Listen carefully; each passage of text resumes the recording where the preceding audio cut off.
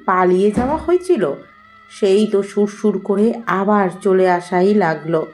দেখছো, তোমার ভালো অতি ভদ্র ভাতিজির কাণ্ড। তার জন্য আর এ বাড়ি নয়, ওর বাড়ি এখন রাস্তা। তোর জন্য আর এ বাড়িতে জায়গা নেই। তুই বের হয় এই বাড়ি থেকে। কোন সাহসে এই বাড়িতে পা রাখছিস? আপনি যেমন, আপনার চিন্তাভাবনাও তেমন। ভাইয়া, আমাকে 10,000 টাকা ধার দিবেন প্লিজ। রাতে রুমে শুয়ে গল্প লিখছি, হঠাৎ ফোনের স্ক্রিনে মেসেজটি ভেসে উঠল। আমি মেসেজটি সিন করে আইডির ভেতরে ঢুকলাম। আইডির নাম নীল প্রজাপতি। প্রোফাইলে কোনো পিকচারও নেই, ফেক আইডি মনে হচ্ছে, তাই কোনো রিপ্লাই দিলাম না। 5 মিনিট পর আইডি থেকে আবারও মেসেজ আসলো। ভাইয়া, আমি আপনাকে রিকোয়েস্ট করছি, প্লিজ একটু আমাকে দয়া করে, আমি কয়েকদিনের মধ্যেই ফেরত দেওয়ার চেষ্টা করব। এবার একটু অবাকই হলাম, এ কেমন মানুষ, কথা নেই বার্তা নেই, প্রথমে টাকা চেয়ে বসছে। তারপর আমি বিরক্ত হয়ে মেসেজে রিপ্লাই দিলাম, কে আপনি? আমি দিশা। সরি, আমি আপনাকে চিনি না। কিন্তু আমি আপনাকে চিনি, আর আমি আপনার গল্পের একজন ফ্যান্সও বটে। প্লিজ আমাকে আপনি ফিরিয়ে দিবেন না। আমি অনেক আশা নিয়ে আপনাকে মেসেজ দিয়েছি। আমি আপনাকে বিশ্বাস করব কিভাবে? প্রোফাইল পিকও তো নেই, ফেক আইডি মনে হচ্ছে। প্লিজ আমাকে বিশ্বাস করেন, আমি অনেক বিপদে পড়েছি, না হলে আপনার থেকে কখনোই চাইতাম না। আমি মোটেও ওই ধরনের মেয়ে না। আপনি যে মেয়ে, আমার তো এটাই বিশ্বাস হচ্ছে না। ঠিক আছে, নাম্বার দেন, আমি ফোন দিচ্ছি, তাহলে তো বিশ্বাস করবেন। আমি ভাবলাম একটু মজা নেই, তাই বললাম ওকে নেন। 01927। দেখলাম 1 মিনিট পরে একটা আননোন নাম্বার থেকে ফোন আসলো। ফোন রিসিভ করতে ওপাশ থেকে বলে উঠলো, আসসালামু আলাইকুম। কণ্ঠটা শুনে আমি খাটে বসা থেকে ধরাম করে শুয়ে পড়লাম। মনে মনে ভাবলাম, হায় হায়, এটা কি কণ্ঠ নাকি অন্য কিছু? মনে হচ্ছে সত্যি কোনো নীল প্রজাপতি আমার কাছে এসে গুনগুন করছে। জন্মের পর কত কেজি মিষ্টি মুখে দিলে কণ্ঠটা এত সুন্দর হয় তার কোনো হিসাব করতে পারলাম না। আমার ভাবনা ছেদ ঘটল মেয়েটির সেই সুমিষ্ট কণ্ঠে। ওপাশ থেকে আবারও বলল, কি হলো, কথা বলছেন না কেন? সালাম দিয়েছি। ও ওয়ালাইকুম আসসালাম। এখন বিশ্বাস হয়েছে তো আমি মেয়ে? জি। প্লিজ আমাকে হেল্পটা করেন, আমি বিপদে পড়েছি। কি কি সমস্যা বলেন? আমি পরে বিস্তারিত আপনাকে জানাবো, এখন এত কিছু বলতে পারবো না। কেন জানি মেয়েটাকে হেল্প করতে আমার মন সায় দিল। তারপর বললাম, ঠিক আছে, আপনার বিকাশ নাম্বারটা দেন। এটাই আমার বিকাশ নাম্বার, এই নাম্বারে সেন্ড করেন। ঠিক আছে বলে ফোনটা কেটে দিলাম। তারপর তার নাম্বারে টাকা পাঠিয়ে দিলাম। অনলাইনে গিয়ে একটু পর দেখলাম মেয়েটা আবারও মেসেজ দিয়েছে। থ্যাংক ইউ, আপনার এই ঋণ আমি কখনোই ভুলবো না। সমস্যা নেই। এখন রাখছি, পরে আমি নক দিব। ভালো থাকবেন, আল্লাহ হাফেজ। আমি শুধু সিন করলাম, সেদিনের মতো গল্প লিখে শুয়ে পড়লাম। ও, আপনাদের তো পরিচয় দেওয়া হলো না, চলুন আগে পরিচয় দেওয়া যাক। আমি রাকিব, বাসা বগুড়া জেলাতে। খুব দুষ্ট প্রকৃতির ছেলে। বগুড়া আজিজুল হক কলেজে অনার্স 3য় বর্ষে পড়াশোনা করছি। বাবা মায়ের একমাত্র ছেলে, তাই অনেক আদরের। বাকিটা আস্তে আস্তে জানতে পারবেন। প্রত্যেকদিন আম্মু ঘুম থেকে ডেকে তোলে, আজকেও তার বিপরীত হলো না। রাকিব, হুম। উঠবি নাকি ঝাড়ু নিয়ে আসবো? আম্মু এমন করো কেন? আর একটু ঘুমাই প্লিজ। কলেজে যাবি না? যাবো তো, কয়টা বাজে? 8:30। কি? জি, আমার নবাব পুত্র। আগে ডাক দিবা না? আপনি কবে সকালে উঠলেন শুনি? ধ্যাত, বলে ওয়াশরুমে দৌড় দিলাম। ফ্রেশ হয়ে এসে তাড়াতাড়ি করে কলেজের উদ্দেশ্যে রওনা দিতে আম্মু বলল, কি রে, নাস্তা করবি না? না আম্মু, ক্যান্টিনে করে নেব। বাইক নিয়ে সোজা কলেজে চলে আসলাম। কলেজে এসে দেখি আমার বন্ধু মেহেদি, রানা আর ঋতু আগে থেকে এসে বসে আছে। মেহেদি আর ঋতু রিলেশনশিপে আছে। আমি বাইকটা পার্ক করে ওদের কাছে গেলাম। হয়েছে, 2 কপত কপতে প্রেম করতে হবে না, অনেক প্রেম করছিস। কাবামে হাড্ডি চলে আসছে। হ্যাঁ, তোদের ঝামেলা হলে এবার আমার কাছে আসিস, খুব ভালো করে হেল্প করব। সরি দোস্ত, তুই ছাড়া আমাদের আর কে আছে বল? তেল দেওয়া বন্ধ কর। তোরা এগুলো বন্ধ কর তো। চল, ক্লাসে যাবি না? আজকেই তো শেষ ক্লাস। তারপর রোজা আর ঈদের জন্য কলেজ 1 মাস ছুটি। শেষ ক্লাসটা করে আসি, চল। আসছে আরেকজন ঈশ্বরচন্দ্র বিদ্যাসাগর। এই খবরদার হাসবি না তোরা। দোস্ত, কাল আমার সাথে একটি সুন্দর ঘটনা ঘটে গেছে। কি হয়েছে রে মামা, খুইলা বলতো। তারপর আমি কালকে রাতের ঘটনা পুরোটা খুলে বললাম। সব শোনেরা হা হয়ে আমার দিকে তাকিয়ে আছে। কিছুক্ষণ পর মেহেদি বলল, এটা কে? তুই সুন্দর ঘটনা বলেছিস। তো কি বলবো? এগুলো মেয়েদের ধান্দা এটা। তুই তো পুরো ফেঁসে গেছিস মামা। তোর টাকাটা দেওয়া মোটেও উচিত হয়নি। এই টাকাটা তুই মোটেও ফেরত পাবি না। আমার মন বলছে ও মোটেও এরকম মেয়ে নয়।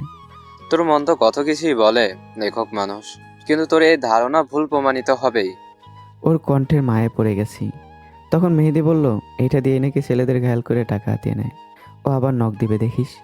তুই সেই আশা নিয়ে বসে থাক। এই চল ক্লাসে যাব। ওই সবাই উঠে ক্লাসের দিকে হাঁটা দিল। আমি সেখানে এতটাই ধ্যানে বিহমিত ছিলাম যে ওরা যে কখন উঠে গেছে বুঝতেই পারিনি। কিছুক্ষণ পর পাশে তাকিয়ে দেখি ওরা কেউ নেই। আমার থেকে প্রায় 20 গজ দূরে চলে গেছে। আমি পিছন থেকে জোরে ডাক দিলাম, এই দাঁড়া, আমিও যাব। আমারে ফেলে রেখে গেছিস কেন? তারপর আমরা সবাই মিলে ক্লাসরুমের দিকে চলে আসলাম। যথারীতি এক এক করে 3টা ক্লাস হলো। ক্লাসের মাঝে রোজার ঈদের কলেজ ছুটির নোটিশ দিয়ে দিল। ক্লাস শেষে আবার ক্যাম্পাসে এসে বসলাম। ঋতু বলল, আজকে থেকে তো কলেজে 1 মাস ছুটি, চলো আজকে একটু ঘুরে আসি, আবার 1 মাস পর দেখা হবে। আইডিয়া খারাপ না, যাওয়া যায়। তারপর আমার বাইকে করে রানা আর মেহেদি বাইকে করে ঋতু উঠেছে। ঋতু মেহেদিকে পিছন থেকে জড়িয়ে ধরে আছে। শালা গার্লফ্রেন্ড থাকলে এমনই হয়। আজ একটা গার্লফ্রেন্ড নেই বলে পেছনের ছেলেকে বসিয়ে নিয়ে যাচ্ছি। আমি শুধু দর্শক হয়ে ওদের এসব দেখলাম। আজ একটা গার্লফ্রেন্ড থাকলে আমাকে এভাবে জড়িয়ে ধরে থাকতো, কি ফিলিংস। যাই হোক, আমরা বাইকে করে অনেক জায়গায় ঘুরলাম। তারপর রেস্টুরেন্টে খাওয়া দাওয়া করে রাতে বাসায় ফিরলাম। কলিং বেল চাপতে আম্মু এসে দরজা খুলে দিল।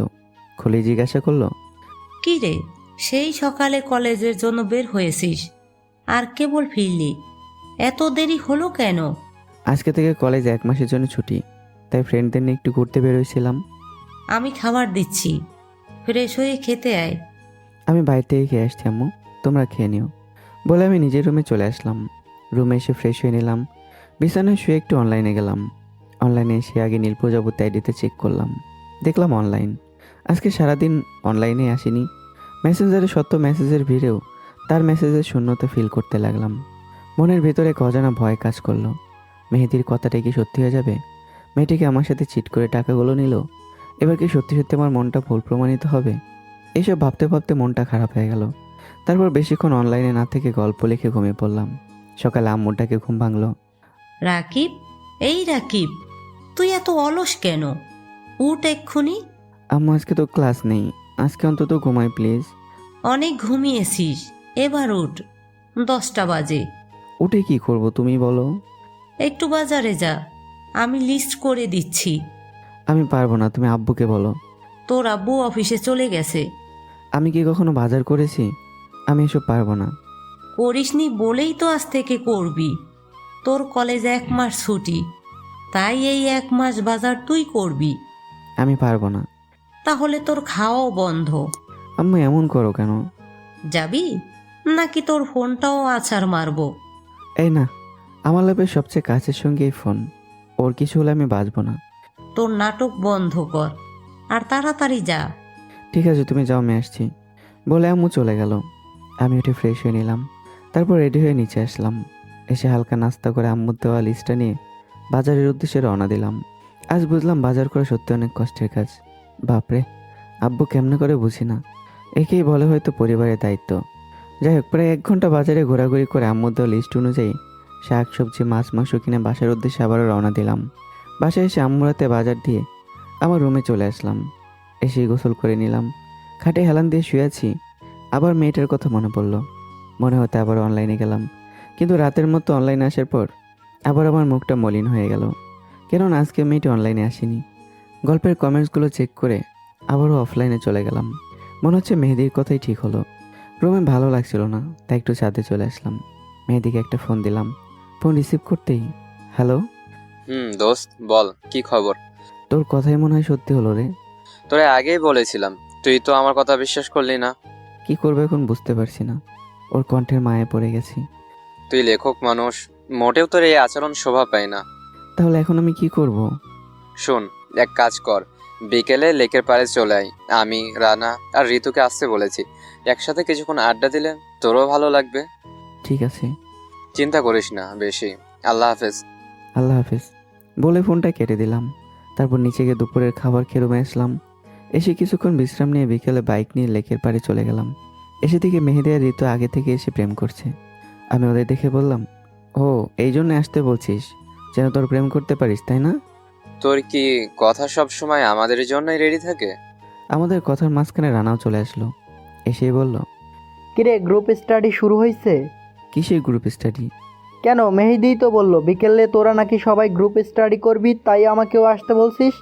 কিরে মেহেদি, বিদ্যাসাগর কি বলে? বিদ্যাসাগরকে এগুলো না বললে ও কি আসতো? তাই বলেছি। আমাকে এভাবে ঠকাতে পারলি তুই? এই কথা শুনেই আমরা সবাই অনেক জোরে এসে উঠলাম। তারপর সবাই মিলে অনেকক্ষণ আড্ডা দিলাম। বাসায় ফিরতে ফিরতে রাত হয়ে গেল। কলিং বেল চাপতেই ভেতর থেকে আম্মু এসে দরজা খুলে দিল। তারপর বলল, তোর এই রাত করে বাড়ি ফেরার অভ্যাস কবে ত্যাগ করবি বল তো? আরে আম্মু ওরকম করছো কেন? এখন তো পড়াশোনা নেই, তাই একা একা রুমে বসে কি করব? তাই একটু বন্ধুদের সাথে আড্ডা দিতে গেছিলাম। খাইতে আয়। ঠিক আছে। তারপর ফ্রেশ হয়ে রাতের খাবার খেয়ে নিলাম। রুমে গিয়ে ঘুমানোর আগে আবারও অনলাইনে চেক করলাম, কিন্তু ফলাফল বরাবরের মতোই শূন্য। মন খারাপ করে ঘুমিয়ে পড়লাম। এভাবে প্রায় 4 দিন কেটে গেল। 5 দিনে রাতের বেলায় গল্প লিখতেছি, হঠাৎ মেসেঞ্জারে টুং করে একটা মেসেজ আসলো। অধিক আগ্রহে ফোনটা হাতে নিয়ে মেসেঞ্জার ওপেন করতেই আমার চোখে খুশির আভা ভেসে উঠল। মলিন মুখটা থেকে এক চিলতে হাসি ফুটে উঠল, কারণ মেসেজটা ছিল নীল প্রজাপতি আইডিটা থেকে। মেসেজটা ছিল দিশার। আসসালামু আলাইকুম ভাইয়া। আমি সাথে সাথে রিপ্লাই দিলাম, ওয়ালাইকুম আসসালাম। ফোন দিতে পারি? ওকে দেন। কিছুক্ষণ পরেই দিশা ফোন দিল। আমি ফোন ধরে ওকে কথা বলতে না দিয়ে আমি বললাম, এ মেয়ে, একটা ছেলের কাছ থেকে টাকা নিয়ে উধাও হয়ে যাওয়া এটা কোন ধরনের ভদ্রতা? আমার বন্ধু ঠিক কথাই বলেছে, তোমরা মেয়েরা এরকমই ধান্দাবাজ, কথার মাধ্যমে ছেলেদের প্রতি এভাবে টাকা নেন। ভাইয়া, আপনি যেরকম ভাবছেন আমি সেরকম মেয়ে না। শাট আপ, চোরের মায়ের বড় গলা। আমার টাকা কবে ফেরত দেবেন বলেন তো, ধান্দাবাজ মেয়ে কোথাকার? এভাবে আমি দিশাকে আরও অনেকক্ষণ ধরে বকলাম, কিন্তু আশ্চর্যের বিষয় ও শুধু শুনে গেল, একটা প্রতি উত্তর করলো না। একটু পর আবারও বললাম, কি হলো, চুপ করে আছেন কেন? বুঝতে পারলাম দিশা কান্না করছে, হয়তো একটু বেশি বলে ফেলেছি।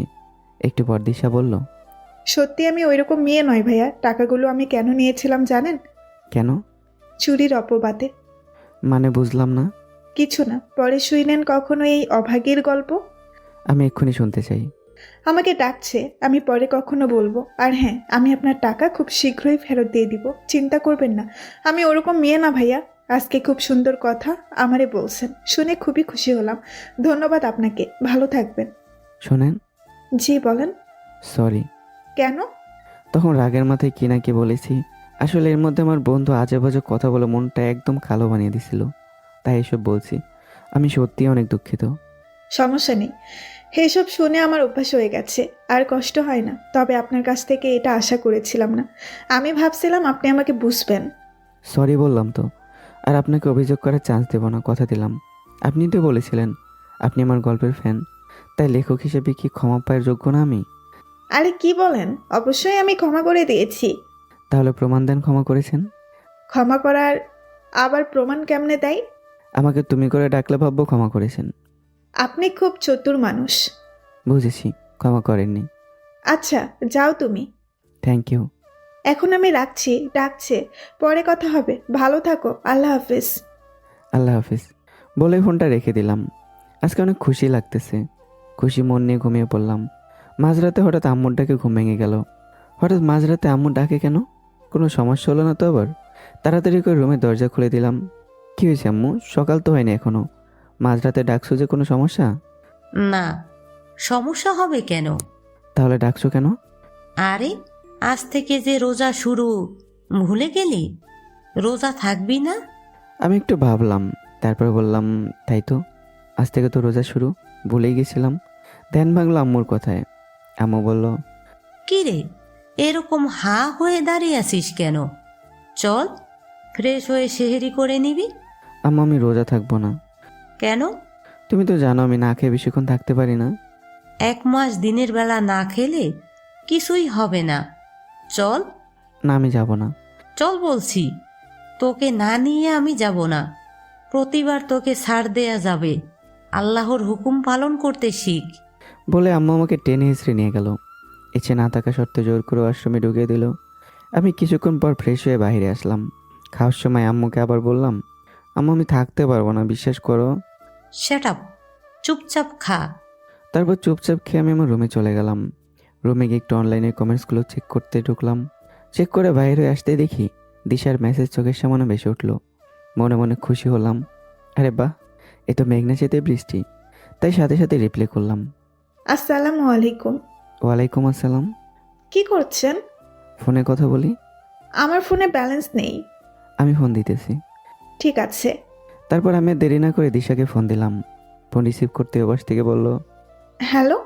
সাথে সাথে কলেজায় হাত দিয়ে মুচকি আসলাম আর মনে মনে বললাম, উফ, এই কণ্ঠটা আমাকে পাগল করে দেবে। বারবার এই কণ্ঠের মায়ে জড়িয়ে পড়ি। ধ্যান ভাঙল আবারও সেই সুমিষ্টি কণ্ঠে। কি ব্যাপার, ফোন দিয়ে চুপচাপ আছেন কেন? হ্যাঁ, না না, কিছু না, কি নানা করছেন? কিছু না। তো কি করছেন বলেন না কেন? আম্মু জোর করে রোজা রাখে দিল। কেন রোজা রাখতেন না? আমি না খেয়ে বেশিক্ষণ থাকতে পারি না। আল্লাহর হুকুম অমান্য করবেন? 30 দিন কষ্ট করতে পারবেন না? না মানে, কোনো মানে না। রোজা না রাখলে আমিও আপনার সাথে কথা বলবো না। এই না, তাহলে রাখবেন তো? চেষ্টা করব, কিন্তু আমার একটা শর্ত আছে। কি সত্য? প্রতিদিন আমার সাথে কথা বলতে হবে। আপনার এই মায়া জড়ানো কণ্ঠ শুনলে হয়তো না খেয়ে রোজা পালন করতে পারবো। বেশি মায়ায় জড়ায়েন না, তাহলে আপনি নিজেই কষ্ট পাবেন। সেটা আমি বুঝবো। আপনি রাজি কিনা তাই বলেন। ঠিক আছে, তবে আমারও একটা শর্ত আছে। আপনার ওই মায়া জড়ানো কণ্ঠ শুনতে আমি সব শর্ত মানতে রাজি। তাই? জি, এখন বলেন আপনার কি শর্ত? ওকে, শর্তটা হলো আপনাকে এই 1 মাস রোজা রাখতে হবে। একটাও মিস হলে কথা বলবো না। আমার সাথে 5 ওয়াক্ত নামাজও পড়তে হবে। কি পারবেন তো? জানি প্রথম প্রথম অনেক কষ্ট হবে, কিন্তু আমি তাতেও রাজি। তাহলে আমিও আপনার কথা রাখবো, প্রতিদিন কথা বলবো। Thank you so much. Welcome sir. এভাবে দিশার সাথে আরও কিছুক্ষণ কথা বললাম। কথা বলতে বলতে দিশা বলল, এখন আমি রাখছি, ফজরের নামাজের জন্য প্রস্তুতি নিব। আপনিও মসজিদে গিয়ে নামাজ আদায় করবেন। আপনি কথা দিয়েছেন। আচ্ছা ঠিক আছে। আল্লাহ হাফেজ। আল্লাহ হাফিজ। তারপর ফোন রেখে আমি ওয়াশরুমে গেলাম উজু করতে। এরই মধ্যে ফজরের আজানও দিয়ে দিল। এরপর উজু করে পাঞ্জাবি গায়ে দিয়ে মসজিদে যাওয়ার জন্য বের হলাম। যাওয়ার সময় আম্মু দেখে ফেললো। রাকিব, কই যাস এখন? মসজিদ আম্মু, নামাজ আদায় করতে। কি? হা করে থেকো না, মাসি ঢুকে যাবে। তোমার আবার রোজা হালকা হয়ে যাবে। আমি গেলাম। তবু আম্মু আমার দিকে অবাক হয়ে তাকিয়ে আছে আর মনে মনে ভাবছে, এই ছেলের আজকে কী হয়েছে? যে ছেলে 10টার আগে ঘুম ভাঙে না ডেকে তুলতে হয়, আজ ফজরের নামাজ পড়তে যাচ্ছে। যাই হোক, নামাজ পড়ে এসে বিছানায় গায়েলি দিতেই ঘুম চলে আসলো চোখে। ঘুম থেকে উঠে দেখে 12টা বাজে। মনে মনে নিজেই ভাবলাম, কি ঘুম ধরছিল রে, 12টা বেজে গেছে, টেরি পেলাম না। তারপর ফ্রেশ হয়ে নিচে গেলাম। টেবিলে বসতে বসতে বললাম, আমার ক্ষুধা লাগছে, খেতে দাও। ওই, তুই না রোজা আছিস? ও হ্যাঁ, তাই তো, এক্ষুনি গুলে ফেলেছিলাম। ওহ সরি বলে আমি ছাদে চলে আসলাম। রাস্তাটা অনেক ফাঁকা, রোজার দিন, তাই দোকানও তেমন খোলা নেই। কিন্তু সত্যি বলতে খুব ক্ষুধা লাগছে। সে যাই হোক, একটু রুমে আসলাম। ফোন হাতে নিয়ে দেখি দিশার মিসড কল উঠে আছে, তা আবার 15 বার। আমি সাথে সাথে ব্যাক করলাম। দৌড়তে ওপাশ থেকে আসসালামু আলাইকুম। কণ্ঠ শোনার সাথে সাথে বুকটা ধক করে উঠল। ওয়ালাইকুম আসসালাম ম্যাম। তো রাইটার স্যারের ঘুম ভাঙলো? ভাঙছে। আপনি কথা নিয়ে আপনি ভুলে গেলেন আমার কণ্ঠ শুনবেন বলে। আশায় ছিলাম। তা ফজরের নামাজ পড়েছেন? মহারানীর হুকুম কি অমান্য করতে পারি? আমি কোনো মহারানী নয়, দুর্ভাগা মেয়ে বললেই ভালো হতো। কেন? পরে কখনো বলবো। না, আপনাকে আজ বলতে হবে। আপনি সেদিনও বলতে সে বলেননি। আজ আমি আপনার লাইফের ঘটনা শুনবো। কি মনে হয়েছে যেমন বলছেন? পরে কখনো শুনেন। আপনি বলবেন কিনা বলেন। ঠিক আছে, আপনি গোসল করে জহরের নামাজ আদায় করে আসেন, এসে একটা নখ দিবেন, তখন বলবো। সত্যি তো? সত্যি। রোজা রেখে মিথ্যা কথা কেন বলবো? আচ্ছা ঠিক আছে, রাখছি তাহলে। আল্লাহ হাফেজ। আল্লাহ হাফিজ বলে আমি ফোনটা রেখে দিয়ে গোসল করে নিলাম। তারপর আবারও নামাজ আদায় করতে গেলাম। আম্মু শুধু অবাক হয়ে দেখছে। কিছুক্ষণ পর মসজিদ থেকে এসে দিশাকে একটা মেসেজ দিলাম, আসসালামু আলাইকুম। দিশা কিছুক্ষণ পরে রিপ্লাই দিল, ওয়ালাইকুম আসসালাম। নামাজ আদায় করছেন? জি, আপনি? মাত্র করলাম। ওকে, এখন বলেন আপনার লাইফের ঘটনাটা কি? তারপর দিশা বলতে লাগলো, এতটা লিখতে পারবো না, ফোন দেন। ওকে বলে আমি দিশাকে কল করলাম। সাথে সাথে দিশা ফোনটা রিসিভ করে বলল, এখন বলেন কি জানতে চান? প্রথম থেকে পুরোটা শুনতে চাই। তারপর দিশা বলতে লাগলো, আমি একটা এতিম মেয়ে। আমি অবাক হয়ে দিশাকে জিজ্ঞাসা করলাম, মানে কি? জি, ঠিকই শুনেছেন, আমি একজন এতিম মেয়ে। জন্মের সময় আমার মা মারা যায়। সবাই বলে আমি নাকি আমার মাকে খেয়েছি। সেই জন্য সবাই আমাকে অপয়া বলে। কিন্তু আমার বাবা মোটেও এরকম বলতো না। বাবা অনেক আদরের ছিলাম। আমার দুনিয়া বলতে একমাত্র বাবাকে ঘিরেই ছিল। এক কথায় আমিও এক বাবার রাজকন্যা ছিলাম। লোকে যতই অপয়া বলুক না কেন, যখন বাবার মুখের দিকে তাকাতাম, তাদের দেওয়া কথার আঘাত সব ভুলে যেতাম। আমি পড়াশোনা করতাম, স্টুডেন্ট হিসাবেও খারাপ ছিলাম না। আবার আমরা ছিলাম মধ্যবিত্ত ঘরে, টাকা পয়সাও খুব অভাব ছিল না। সব মিলিয়ে ভালোই দিন চলছিল। অভাব কি ছিল জানতাম না, কিন্তু লোকে ঠিক কথাই বলতো আমি একটা অপয়া। কিছুদিন পর বাবারও ক্যান্সার ধরা পড়লো। আমার কপালে আর সুখ বেশি দিন থাকলো না। 8 মাস পর বাবাও আমাকে ছেড়ে মায়ের কাছে চলে গেলেন। এই 8টা মাস অনেক উন্নত চিকিৎসা করেছি, কিন্তু শেষ রক্ষা আর হয়নি। উন্নত চিকিৎসা করতে গিয়ে টাকা পয়সাও প্রায় শেষ। তাই এখন সবার কাছে আমি এখন অবহেলিত। কথায় আছে, যার টাকা আছে যতক্ষণ, তার আদরও ততক্ষণ। বলে দিশা চুপ হয়ে গেল। তারপর আবার বললাম, আপনি কি এখন একাই থাকেন? না, একা থাকবো কেন? তাহলে কার সাথে থাকেন? আমার বাবার ছোট ভাই মানে চাচ্চুর বাসায় থাকি। তবে এমনি এমনি না, তাহলে কাজের লোক হিসাবে। মানে? প্রথম প্রথম আমাকে ভালোবাসলেও পরবর্তীতে আমার চাচির বুদ্ধিতে আমাকে দিয়ে বাসার সব কাজ করায়। সব কাজ করিয়েও এখন ঠিকমতো খাইতে দেয় না। একবেলা খাইলে দুবেলা না খেয়ে থাকি। কাপড় দেওয়া তো দূরেই থাক। ওনার একটা মেয়ে আছে, আমার চেয়ে 6 মাসের ছোট। তার যত পুরনো কাপড় আছে আমাকে সেগুলো পরতে দেয়, আর সেটা পরেই আমি ঈদের আনন্দ উপভোগ করি। মাঝে মাঝে মনে হয় এই সুন্দর পৃথিবীটা আমার জন্য না। মনে হয় আমিও আব্বু আম্মুর কাছে চলে যাই। এখন আমি একজন অবহেলিত এতিম মেয়ে। মনে হয় এই দুনিয়ার জন্ম নেওয়া আমার জীবনের সব থেকে বড় ভুল। বলে দিশা ফুপে কান্না করতে লাগলো। আমি স্পষ্ট শুনতে পাচ্ছি দিশার কান্না। দিশার কথাগুলো শুনে অজান্তে আমার চোখ থেকে দুপোটা পানি গড়িয়ে পড়লো। তারপর আমি দিশাকে সান্ত্বনা দিয়ে বললাম, প্লিজ আপনি এভাবে বলবেন না। মনে এত কষ্ট জমে রাখছেন। আর কে বলেছে আপনার কেউ নেই? হ্যাঁ, যেহেতু আমার সাথে সব শেয়ার করেছেন, তাই মনে করবেন আমি আপনার আপন, আমি আপনার লাইফের একজন। দিশা তবুও ফুপে ফুপে কান্না করেই যাচ্ছে। ওকে অনেক সান্ত্বনা দিলাম।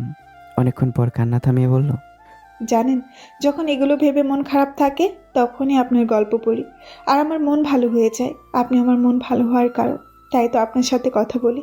আমি অন্য ছেলেদের সাথে কখনো কথা বলিনি। আর বলতে হবে না, আমি আছি না। যখনই মন খারাপ হবে তখনই ভাববেন তোমার জন্য কেউ আছে। ও সরি, আপনি। সমস্যা নেই, তুমি করে বলতে পারেন। তাহলে তুমিও বলো। তাহলে আমি বলবো। আচ্ছা ঠিক আছে, চেষ্টা করব। দিশা কিছুক্ষণ চুপ থাকার পরে বলতেছে, তুমি আমার মন ভালো হওয়ার কারণ বলে সেদিন সাহস করে তোমায় মেসেজ দিয়েছিলাম, আর টাকা চাই। সেদিনের জন্য আমি অনেক লজ্জিত। না জেনে অনেক কিছু বলে ফেলেছি। আমাকে তুমি ক্ষমা করে দিও। আরে সমস্যা নেই, এগুলো কথা চাচা চাচি চাচাতো বোনের কাছে শুনে শুনে অভ্যাস হয়ে গেছে। আমি কষ্ট পাইনি। দেখো, আমাকে কিন্তু ছোট করতেছো। সরি বলছি না আমি। আচ্ছা যাও, করব না। তো তুমি সেদিন বলেছিলে চুরির অপবাদে টাকা নিয়েছিলে, ব্যাপারটা বুঝলাম না। তারপর দিশা আবারও বলল, আমাকে সকালে উঠেই থালা বাসন ধুতে হয়, তারপর ঘর ঝাড়ু দিয়ে মুছে পরিষ্কার করে দিতে হয়। তো প্রতিদিনের মতো সেই দিনও আমি ঘর ঝাড়ু দিয়ে মুছে পরিষ্কার করে দিয়েছিলাম। কিছুক্ষণ পর ফ্ল্যাশব্যাক। দিশা, এই ফকিনি হারামজাদি, বের হো তাড়াতাড়ি। চাচির চিৎকারে চাচা আর চাচাতো বোন সহ আমিও বের হয়ে আসলাম। চাচি আমার দিকে চোখ বড় বড় করে তাকিয়ে আছে। আমি ভয়ে কাঁপতে লাগলাম। তখন চাচা চাচিকে বলল, চুপ করো না, ও হয়তো নেয়নি। তুমি চুপ করো, চোরকে সাপোর্ট করলে তোমারও খবর আছে। চাচা আর কিছু বলল না, চুপ করে রইল। তখন আমি বললাম, কি হয়েছে চাচি? কি হয়েছে বুঝতে পারছিস না হারামজাদি? সত্যিই বুঝতেছি না, একটু খুলে বলবেন কি হয়েছে? আমাদের ঘর থেকে 10,000 টাকা কে নিয়েছে? বিশ্বাস করেন চাচি, আমি নেইনি, আমি তো দেখিও নি। বলার সাথে সাথে আচমকা চাচি আমার গালে 2টা থাপ্পড় মেরে দিল। থাপ্পড়টা অনেক জোরে মারছে, তাই চোখ থেকে আপনা আপনি পানি ঝরতে লাগলো। চাচা কিছু বলতে চেয়েও চাচির ভয়ে বলতে পারলো না। তারপর চাচি আবার বলতে লাগলো, হারামজাদি, চুরি করিস আবার মুখে মুখে মিথ্যা কথাও বলিস। চোরের মায়ের বড় গলা, তাই না? তোকে এখানে রাখতে দেয়াই আমার ভুল। বল টাকা কোথায় আর কি করেছিস? বিশ্বাস করো চাচি, আমি টাকা নেইনি। আবার মিথ্যা কথা বলিস, মেরে তোর মুখ ভেঙে দেব। চাচি আর যাই করো, চোরের অপবাদ দিও না। ভালোই ভালোই বল টাকা কোথায় রাখছিস। তুই তো আমাদের রুমে যাতায়াত করিস, তুই ছাড়া আর কেউ নেয়নি। চাচিকে অনেক বুঝালাম যে টাকা আমি নেইনি, কিন্তু সে কোনোভাবেই বুঝলো না, বরং আমাকে অনেকভাবে টর্চার করে, অত্যাচার করে। সবশেষে আমাকে গরম খুন্তির ছ্যাঁকাও দিয়েছে। পিঠে এখনও পুরা দাগ আছে। বলেছে একদিনের মধ্যেই টাকা না দিলে আরও বেশি করে খুন্তির ছ্যাঁকা দিবে। ফ্ল্যাশব্যাক শেষ, এবার বর্তমানে। তাই সেদিন রাতে এরকম বাধ্য হয়ে তোমাকে মেসেজ দিয়ে ওইসব বলি। বলে দিশা ফুপে কেঁদে ওঠে। ওকে কি বলে সান্ত্বনা দেব নিজেই বুঝতে পারছি না। একটা মেয়ে কীভাবে এতটা কষ্ট থেকে হাসি মুখে সব মেনে নিতে পারে। তারপরে আমি অনেক সান্ত্বনা দিলাম। তারপর দিশা কান্না থামালো। এরপর কিছুক্ষণ পর আমি দিশাকে জিজ্ঞাসা করলাম, আচ্ছা দিশা, তুমি পড়াশোনা করো না এখন? ওনাদের বাসার সব কাজ করেও মন পায় না, পড়াশোনা করার সময় পাবো কখন? তাই আমাকে পড়াশোনা করায় না। একবার পড়াশোনা করব বলেছিলাম, তার জন্যও মাইর খাইছি। এত কিছু সহ্য করে ওখানে থাকছো কেন? কি করব তাহলে তুমিই বলো। আমার এই দুনিয়ায় আপন বলতে কেউ নেই। আমি একটা অবহেলিত এতিম মেয়ে। এখানে বাসার সব কাজ আর মায়ের খেয়ে হলেও একবেলা খাবার আর পুরনো কাপড় তো পাচ্ছি। আমার মতো মেয়ে এটাই অনেক। দিশা, তোমাকে একটা রিকোয়েস্ট করি। করো। আমি তোমার মতো এরকমভাবে জীবনের সাথে লড়ে যাওয়া একটা মানুষও কখনো দেখিনি। তাই আমি তোমাকে দেখতে চাই। কেমনে দেখবা? আমার ইনবক্সে তোমার একটা পিক দাও। পসিবল না। কেন? কারণ আমার বড় ফোন নেই, বাটন ফোন ব্যবহার করছি। তাহলে ফেসবুক চালাও কেমনে? বাটন ফোনেও ফেসবুক চালানো যায়, সেজন্যই তো রিপ্লাই করতে দেরি হয়। বুঝলাম। আচ্ছা শোনো, আজকে তো অনেক কথা বললাম, এখন রাখছি, পরে আবার কখনো কথা বলবো। আচ্ছা ঠিক আছে, তুমি সাবধানে থেকো, ভালো থেকো। আর তুমিও। আল্লাহ হাফিজ। আল্লাহ হাফেজ। তারপর আমরা ফোন রেখে দিলাম। আমি ঘুমিয়ে পড়লাম। সন্ধ্যায় আম্মু ডাক দিল। রাকিব, উঠ, ইফতারের সময় হয়ে গেছে। ঘড়ির দিকে তাকিয়ে দিকে 5:50 বাজে। 12 মিনিট পর ইফতার। তাই ওয়াশরুম থেকে ফ্রেশ হয়ে উজু করে আসলাম। নিচে গিয়ে দেখি আম্মু আমার পছন্দের অনেক খাবার রান্না করেছে, সাথে আমার পছন্দের চিকেন বিরিয়ানি। ইফতার মুখের সামনে নিয়ে বসে আছি। তখন আম্মু বলল, এই সময় ইফতার মুখের সামনে নিয়ে আল্লাহর কাছে দোয়া করলে আল্লাহ সব মনের ইচ্ছে পূরণ করেন। রাকিব, তুই তোর মনের ইচ্ছে আল্লাহর কাছে চেয়ে নে। ঠিক আছে আম্মু। তারপর আমি আমার কয়েকটি মনের কামনা আল্লাহর কাছে চেয়ে নিলাম। কিছুক্ষণ পর আজান হয়ে গেল, আর আমরা সবাই একসাথে ইফতার সেরে নিলাম। পরিবারের সবার সাথে একসাথে বসে ইফতার করার মজাই আলাদা, এক অন্যরকম শান্তি লাগছে। যাই হোক, ইফতার সেরে আমি আর আব্বু মসজিদে মাগরিবের নামাজ আদায় করতে গেলাম। নামাজ আদায় করে এসে রুমে কিছুক্ষণ গল্প লিখলাম। এসে আজান দিতে মসজিদে গিয়ে নামাজ আদায় করে তারাবির নামাজ পড়ে বাসায় আসলাম। এসে খাওয়া দাওয়া করে রুমে চলে আসলাম। রুমে এসে অনলাইনে আসলাম, দেখি দিশা অফলাইন। তাই একটু মন খারাপ করে ফেসবুকে নিউজ ফিড স্ক্রল করতে লাগলাম। কিছুক্ষণ পর দিশার মেসেজ এলো। আসসালামু আলাইকুম প্রিয় রাইটার স্যার। ওয়ালাইকুম আসসালাম ম্যাম। কি করো? নামাজ পড়েছ? খাবার খাইছো? রুমে আসলাম, নামাজ পড়ছি, খেয়েওছি। আজকে আম্মু আমার জন্য মজার চিকেন বিরিয়ানি রান্না করেছে। বাহ। তুমি কি খেয়েছো? আমি এখনো খাইনি। কেন? চাচা চাচি আর রিয়া খাচ্ছে। তো তুমিও খাও। তাদের সাথে আমার খাওয়া নিষেধ। ওরা খেয়ে গেলে বাকি যা থাকে ওইটা আমার জন্য। তারপর খেয়ে সবার বাসন আমাকে মাজতে হবে। ওর কথাগুলো শুনে আমার সত্যি অনেক খারাপ লাগে। একটা মেয়ে কেমনে এত কষ্ট সহ্য করে আছে। তারপর দিশা আবার বলল, কি হলো? কিছু না। তুমি তাহলে ঘুমিয়ে পড়ো, সেউরির সময় আবার উঠতে হবে। আচ্ছা ঠিক আছে। আল্লাহ হাফেজ। আল্লাহ হাফিজ বলে আমি ঘুমিয়ে পড়লাম। এভাবে প্রতিদিন দিশার সাথে আমার কথা হতো। আস্তে আস্তে আমি দিশার কথার মায়ে জড়িয়ে যাই। দিশাকে আমার অনেক ভালো লাগতে লাগলো। আস্তে আস্তে আমি দিশাকে না দেখে ভালোবেসে ফেললাম। দিশাকে প্রপোজ করার আগে আমার বন্ধুদের জানানো দরকার, তাই মেহেদিকে ফোন দিলাম। হ্যালো, বল। তোর তো কোনো খবরই নেই, কেমন আছিস? আলহামদুলিল্লাহ ভালো, তুই? আলহামদুলিল্লাহ ভালো। তোকে একটা কথা বলার জন্য ফোন দিয়েছি। বল। তারপর আমি আমার আর দিশার ব্যাপারে খুলে বললাম। সব শুনে মেহেদি অবাক, আর বলল, কি বলিস এগুলো? না দেখে কি ভালোবাসা যায়? অবশ্যই যায়, আমি একে প্রপোজ করতে যাচ্ছি। দোস্ত, তুই এই ভুল করিস না, পরে পস্তাবি কিন্তু। চুপ কর শালা, আগেরবারও তো বলেছিল ও ধোঁকাবাজ, কিন্তু শেষে আমার কথাই সত্যি হলো। এটা ভালোবাসার মামলা, তুই ভুল করছিস না। এবার আমার মন বলছে আমি ঠকবো না, রাখছি আমি। রাকিব শোন। আর কিছু না শুনে আমি মেহেদির ফোন কেটে দিলাম। আমার নিজের প্রতি বিশ্বাস আছে, আর আল্লাহর ওপরও। এবারও দিশা আমাকে ঠকাবে না। একদিন দিশার সাথে কথা বলার সময় দিশাকে বললাম, দিশা, একটা কথা বলতাম, একটা কেন, হাজারটা বলো, আমি শুধু তোমার কথাই শুনতে চাই। কিন্তু কিভাবে যে বলবো বুঝতেছি না। আরে বলো তো। দিশা, তোমার আইডির নাম তো নীল প্রজাপতি, কিন্তু আমি তোমাকে আমার নীল প্রজাপতি বানাতে চাই। তুমি কি আমার নীল প্রজাপতি হবে? মানে কি? মানে কি বলো রাকিব, বুঝতেছি না। মানে আমি তোমাকে ভালোবাসি দিশা। এদিকে দিশা হতবাক হয়ে হা হয়ে আছে। তা নিজের চোখকে বিশ্বাস করতে পারছে না। একজন রাইটার তাকে প্রপোজ করছে। দিশার উত্তর না পেয়ে আমি আবার বললাম, কি হলো, চুপ করে আছো যে? আমি কি বলবো বুঝতেছি না রাকিব। তোমার যা ইচ্ছা বলো, চাইলে বকাও দিতে পারো, কিন্তু প্লিজ আমার সাথে কথা বলা বন্ধ করো না। আমি তোমার মায়ে জড়িয়ে গেছি। কি বলবো সত্যিই আমি বুঝতেছি না। দেখো, তোমার জন্য আমি অনেকটা শুধরে যাচ্ছি। প্লিজ, আমি কখনো এভাবে রিকোয়েস্ট করিনি। আমি পরে বলি। ঠিক আছে, আজ বলতে হবে না। তুমি সময় নাও, ভেবে চিন্তেই বলো। ঠিক আছে। আজ রাখছি তাহলে। ওকে, আল্লাহ হাফেজ। আল্লাহ হাফিজ বলে ফোনটা কেটে দিলাম।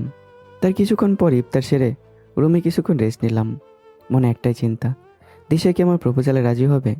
যাই হোক, আজান দিতেছে, নামাজ পড়তে গেলাম। ঈশার নামাজ সহ তারাবি পরে রাতের খাবার খেয়ে নিলাম। খেয়ে রুমে এসে দিলাম এক ঘুম। ঘুম ভাঙলো দিশার ফোন পেয়ে। ঘুম ঘুম চোখে ফোন রিসিভ করতেই ওপাশ থেকে দিশা বলল, হ্যালো, আসসালামু আলাইকুম। ওয়ালাইকুম আসসালাম। কে বলছেন? আরে গাধা, আমি দিশা। ওঠো বলছি, শেহরের সময় হয়ে গেছে, রোজা রাখবা না? ও সরি, বুঝতে পারিনি। ধন্যবাদ উঠিয়ে দেওয়ার জন্য। উঠে ফ্রেশ হয়ে নাও, শেহরি খেয়ে আমাকে নক দিও। ওকে বলে ফোনটা রেখে দিলাম। ফ্রেশ হয়ে নিচে যেতে আম্মু বলল, কি রে, আজকে তো আমি ডাকই দেইনি, উঠলি কেমনে? ও তুমি বুঝবে না। বল, মেয়েটাকে? আমি অবাক হয়ে বসলাম। কিসের মেয়ে আম্মু? যে তোর মতো বাদরকে ঠিক করেছে। আগে তো নামাজ পড়তেও যাইতি না, এখন ওর কথায় যাস, আবার ঘুম থেকেও ডেকে তোলে। আম্মু কি বলো এসব? আমি এমনিই ভালো, তুমি আমার চিনলা না? থাক, আমাকে বুঝাতে আসিস না। আমি তোর মা, ওই বয়স আমিও পার করে এসেছি। এখন বল, মেয়েটাকে? দিশা। বাহ, সুন্দর নাম। তা দেখতে কেমন? তোর কাছে কোনো পিক আছে? আমাকে দেখা। পিক নেই। মানে? মানে আমিও তাকে দেখিনি। আম্মু অবাক হয়ে বলল, দেখিসনি মানে কি? না দেখি ভালোবাসা? না দেখে ওকে ভালোবেসে ফেলেছি। বিশ্বাস করো আম্মু, ও অনেক ভালো মেয়ে। তুই কিভাবে বুঝলি? তুইও তো ওকে দেখিসনি। তারপর আমাদের মধ্যে ঘটে যাওয়া সমস্ত ঘটনা আম্মুকে খুলে বললাম। সব শুনে আম্মু বলল, মেয়েটির জন্য সত্যিই অনেক খারাপ লাগছে। তুই অনেক ভালো করেছিস। সত্যি, মেয়েটি ওই বাড়িতে অনেক অবহেলিত। হুম। তা ও যে তোকে ভালোবাসে সেটা তোকেও বলেছে? না আম্মু, আমি ওকে প্রপোজ করছি। ও সময় নিয়েছে আমার থেকে। আমি তোদের জন্য দোয়া করছি। থ্যাংক ইউ আম্মু, love you. Love you too সোনা। এখন আয়, সেহেরিটা করে নে। ঠিক আছে। তারপর আমরা সবাই মিলে সেহরিটা সেরে নিলাম। সেহরি করে রুমে আসতেই মনে পড়লো দিশা SMS দিতে বলেছিল, তাই তাড়াতাড়ি করে অনলাইনে গেলাম আর দিশাকে SMS দিলাম, আসসালামু আলাইকুম। ওয়ালাইকুম আসসালাম। খাওয়া শেষ? হ্যাঁ শেষ। তুমি খেয়েছো? না, ওরা খাচ্ছে। দিশা, বলো। আমার কথা কি ভাবলে? কোন কথা? আমার প্রপোজালের কথা। ভেবেছি। তাহলে তোমার উত্তরটা কি?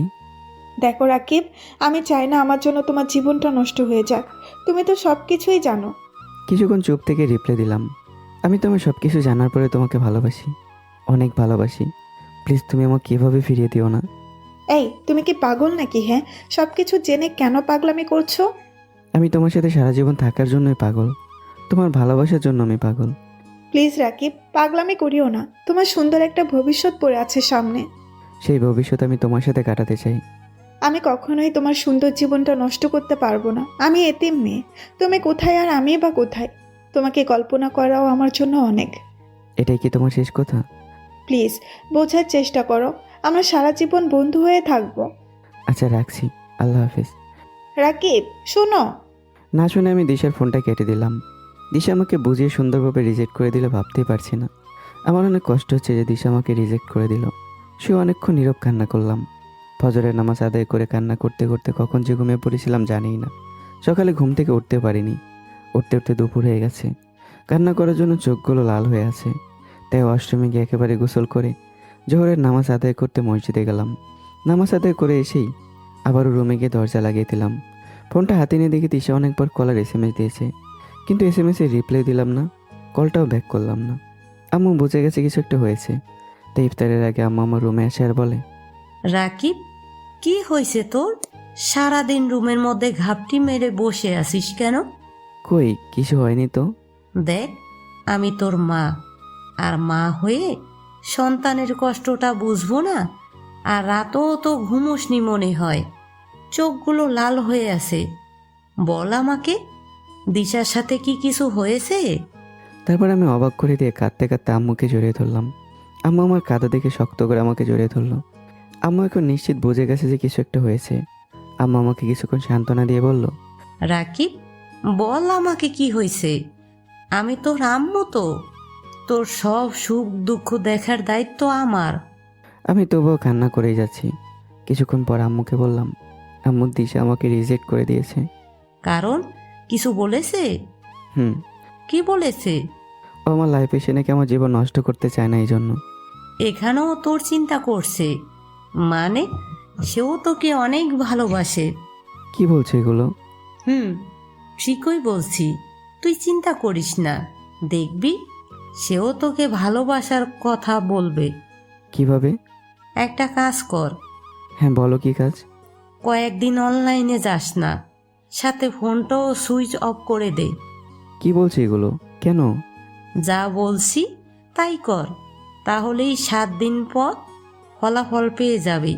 আচ্ছা ঠিক আছে। এখন মন খারাপ না করে চুপচাপ ইফতার করতে আয়। ঠিক আছে বলে আম্মু নিচে চলে গেল। আমি ফ্রেশ হয়ে নিচে গেলাম। কিছুক্ষণ পর আজান দিলে ইফতার সেরে নিলাম। ইফতার করে আর মসজিদে নামাজ আদায় করতে গেলাম না, রুমে গিয়ে নামাজ আদায় করে নিলাম। নামাজ শেষে ভালো লাগছে না, তাই একটু ছাদে গেলাম। সন্ধ্যার শহরের রূপ দেখে মনটা অনেক ভালো হয়ে যায়। অনেক রোমান্টিক ওয়েদার। এই রোমান্টিক মুহূর্তে দিশের সাথে অনেক কথা বলতে ইচ্ছে করছে, কিন্তু আম্মু নিষেধ করেছে, সবুরে নাকি মেয়ে ফলে। তাই আমি সবুর করছি, ফোনটা সুইচ অফ করে রেখেছি। আরও কিছুক্ষণ পর ছাদ থেকে রুমে চলে আসলাম। একটু পরে ঈশার আজান দিল, তাই আমি উজু করে পাঞ্জাবি পরে মসজিদে গেলাম। তারাবি শেষ করে বাসায় এসে খাওয়া দাওয়া করে নিলাম। রুমে এসে এ সময় দিশার সাথে কথা বলতাম, কিন্তু আজ বলা হলো না, তাই তাড়াতাড়ি ঘুমিয়ে পড়লাম। এভাবে কেটে গেল 7টা দিন। এই 7 দিন দিশার সাথে কথা না বলে আমার কাছে 7 জন্য মনে হয়েছে। কীভাবে 7 দিন পার করেছি আমি নিজেও জানি না। 7 দিন পর আমি আমার ফোন বন্ধ থেকে চালু করলাম। চালু করার পরে এত SMS আর মিসড কল আসলো, আমি নিজে অবাক হয়ে গেলাম। SMS আর মিসড কলগুলো কয়েক মিনিটের জন্য আমার ফোনটা হ্যাং করে দিল। আর তার চেয়ে অবাক করার বিষয় হলো, সবগুলো SMS আর মিসড কল ছিল দিশার। এই 7 দিনে দিশা আমাকে 99+ SMS আর 179টা মিস কল দিয়েছে। ওর এতগুলো ফোন পেয়ে আমি অনেক খুশি হলাম। মনে মনে লঙ্গি ডান্স দিতে লাগলাম আর ভাবলাম আম্মুর কথাই তো সত্যি হলো। এসব ভাবতে ভাবতে দেখি ফোনের স্ক্রিনে আবারও দিশার নাম্বার বেশি উঠলো। মানে দিশা আবার ফোন করেছে। ধরবো কি ধরবো না ভাবতে ভাবতেই ওর সাথে কথা বলতে অনেক ইচ্ছেও করছে, তাই ফোনটা রিসিভ করে ফেললাম। ফোন রিসিভ করতে পাশ থেকে দিশা বলল, আসসালামু আলাইকুম, কেমন আছো তুমি? কিছু কি হয়েছে তোমার? ওয়ালাইকুম আসসালাম। হ্যাঁ ভালো আছি। না, আমার কি হবে? তাহলে 7 দিন অনলাইনে আসোনি কেন? আর ফোনও বন্ধ কেন? এমনিতেই। তুমি এভাবে মনমরা ভাবে কথা বলছো কেন? এমনি। শুধু এমনিতেই বলছো, আর কি কিছু বলার নেই? কি বলবো? তুমি অনেক খারাপ। বলে দিশা কান্না করতে শুরু করলো। তারপর আমি বললাম, আরে শুধু শুধু কান্না করছো কেন? তুমিও সবার মতো খারাপ, আমাকে শুধু কষ্ট দাও। কিভাবে তোমাকে কষ্ট দিলাম? এতদিন অনলাইনে আসোনি কেন? আর ফোনও তো বন্ধ করে রেখেছো, আমাকে এভাবে কষ্ট দেওয়ার মানে কি?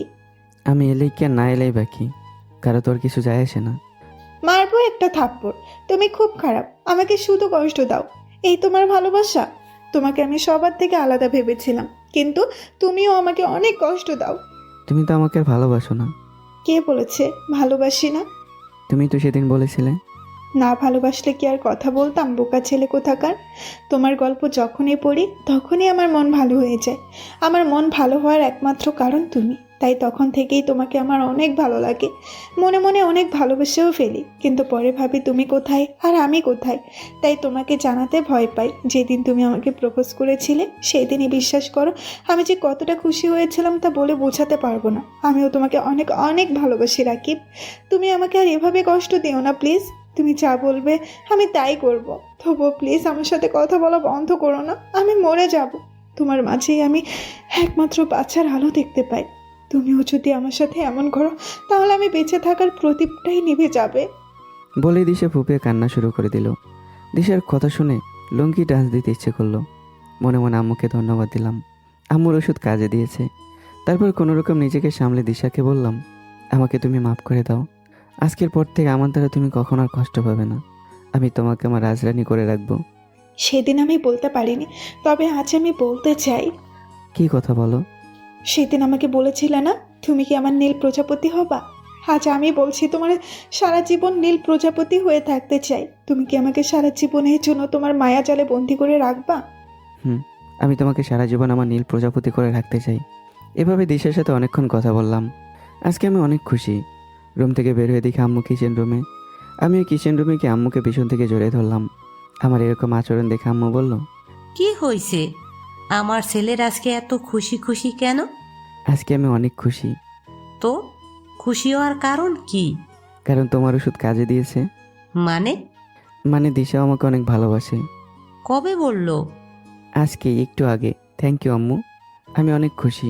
তুমি খুশি হওনি? তোর খুশিতেই তো আমাদের খুশি। আম্মু তুমি এমন কেন? সেটা তুই এখন বুঝবি না। তুই আগে সন্তানের বাবা হ, তখন বুঝবি। আমি আর বেশি কথা না বলে আমার রুমে চলে আসলাম। এভাবে দিশার প্রেম, আব্বাম্মুর ভালোবাসা আর আল্লাহর রহমতে রোজার মধ্যে আরও বেশি কিছুদিন কেটে গেল। 4 দিন পর ঈদ উল ফিতর। দিশাকে আমি কখনো দেখিনি, কিন্তু ঈদ উপলক্ষে দিশার জন্য একটা উপহার কিনেছি, আর সেটা হলো একটা শাড়ি। কিন্তু দিশার সাথে 2 দিন হলো কথা হয় না, আমার ফোনটাও ধরছে না। কেন তা জানি না। দিশা আর আমার লং ডিস্টেন্স রিলেশনশিপের জন্য হয়তো। মানে আমার বাসা বগুড়া আর দিশার বাসা চট্টগ্রাম। এসব ভাবতে ভাবতেই দিশাই ফোন দিয়ে ফেললো। আমি সাথে সাথে রিসিভ করলাম। আসসালামু আলাইকুম। ওয়ালাইকুম আসসালাম। কেমন আছো তুমি? আলহামদুলিল্লাহ ভালো। তুমি কেমন আছো? ভালো। কিন্তু তোমার কথা শুনে মনে হচ্ছে না তুমি ভালো আছো। তেমন কিছু না। বলো কি হয়েছে? দিশার কিছু না বলে কান্না করতে লাগলো। আমি তখনই বুঝে গেলাম কিছু একটা হয়েছে। দিশা কি হয়েছে বলো আমাকে, না হলে আমি কি করব নিজেও জানি না। তারপর দিশা যা বললো তা শুনে আমার মেজাজটাই গরম হয়ে গেল। কারণ দিশা বলল, রাকিব আমি অনেক কষ্টে আছি, আমাকে এখান থেকে নিয়ে যাবে প্লিজ? কি হয়েছে দিশা, আমাকে বলো প্লিজ। আমি এখন হাসপাতালে। হোয়াট? হাসপাতালে কেন? ওরা আমাকে এই 2 দিন অনেক মেরেছে, অনেক অত্যাচার নির্যাতন করেছে, এমনকি গরম খুন্তির ছ্যাঁকাও দিয়েছে। আমি আর এগুলো সহ্য করতে পারছি না। এখন মনে হচ্ছে আমার জন্য মৃত্যুই সহজ। কতটা কষ্ট থাকলে একটা মেয়ে মৃত্যু কামনা করে তা ধারণা করতে পারলাম না। দিশার এত কষ্টের কথা শুনে আমার চোখ দিয়ে পানি ঝরে যাচ্ছে, আর ওর ফ্যামিলির উপর অনেক রাগ হচ্ছে। কিন্তু কোনো রকম রাগ কন্ট্রোল করে দিশাকে বললাম, তোমার সাথে ওরা কেন এমন করছে? কারণ ওদের পছন্দের পাত্রকে বিয়ে করতে আমি রাজি না তাই। মানে? আমার চাচির মামাতো ভাইয়ের নজর আমার দিকে। বুইড়া বেটা, চরিত্রও ঠিক নাই, অনেক বিয়ে করেছে, এখন আমার উপর নজর পড়েছে। তাই চাচিকে বলে আমার সাথে বিয়ে ঠিক করেছে। আর চাচিকে বলেছে বিয়ে করলে অনেক টাকা দিবে। চাচি তো অনেক লোভ মহিলা, তাই রাজি হয়ে গেছে। আর আমি তো তার কাছে বোঝা, তাই বোঝাও ঘাট থেকে নামলো, আবার কিছু টাকাও পেলো। মানে ওনার এক ঢিলে 2 পাখি মারার সমান। কিন্তু আমি রাজি নয়, তাই এই 2 দিন অনেক অত্যাচার নির্যাতন করেছে আমাকে। ওখানে থাকলে হয়তো ওদের অত্যাচারে আমি মরেই যেতাম, তাই ঠিক করি পালিয়ে যাব। আর আমাকে পালাতে সাহায্য করেছে আমার চাচা। রাতের বেলা আমি ওই বাসা থেকে পালিয়ে আসি, কিন্তু খুন্তির ছ্যাঁকা আর বিভিন্ন ধরনের ওই নির্যাতনের ব্যথায় আমি রাস্তাতেই অজ্ঞান হয়েছে। তারপর কি হয় আমি জানি না। যখন জ্ঞান ফিরল তখন দেখি আমি হাসপাতালে। হয়তো রাস্তায় থাকা মানুষগুলোই আমাকে এখানে এনেছে। এখন কোথায় যাব, কি করব কিছুই বুঝতে পারছি না। বলে দিশা কান্নায় ভেঙে পড়ে। দিশার কথা শুনে মনে হলো আমার শরীরে কাটার মতো বিচ্ছে। আমার চোখ দিয়ে অঝরে পানি ঝরতে লাগলো। তারপর আমি দিশাকে কিছুক্ষণ সান্ত্বনা দিলাম আর বললাম, দিশা এত কিছু হয়ে গেল, তুমি আমাকে জানানোর প্রয়োজন বোধ করলে না? ফোনটাও কেড়ে নিয়েছিল, কিভাবে জানতাম বলো তুমি? দিশা তুমি এতদিন ধরে কষ্ট করছো, আর মাত্র 6 ঘন্টা কষ্ট করো, আমি আসছি তোমার কাছে। তারপর আর একদিনের জন্য, এক মুহূর্তের জন্য তোমাকে কষ্ট পেতে দেবো না। দিশা অনেক খুশি হয়ে বলল, সত্যি তুমি আমাকে নিতে আসতেছো? হুম, রাখছি। আমাকে রেডি হতে হবে। তুমি আমাকে তোমার ঠিকানা SMS করে পাঠিয়ে দাও।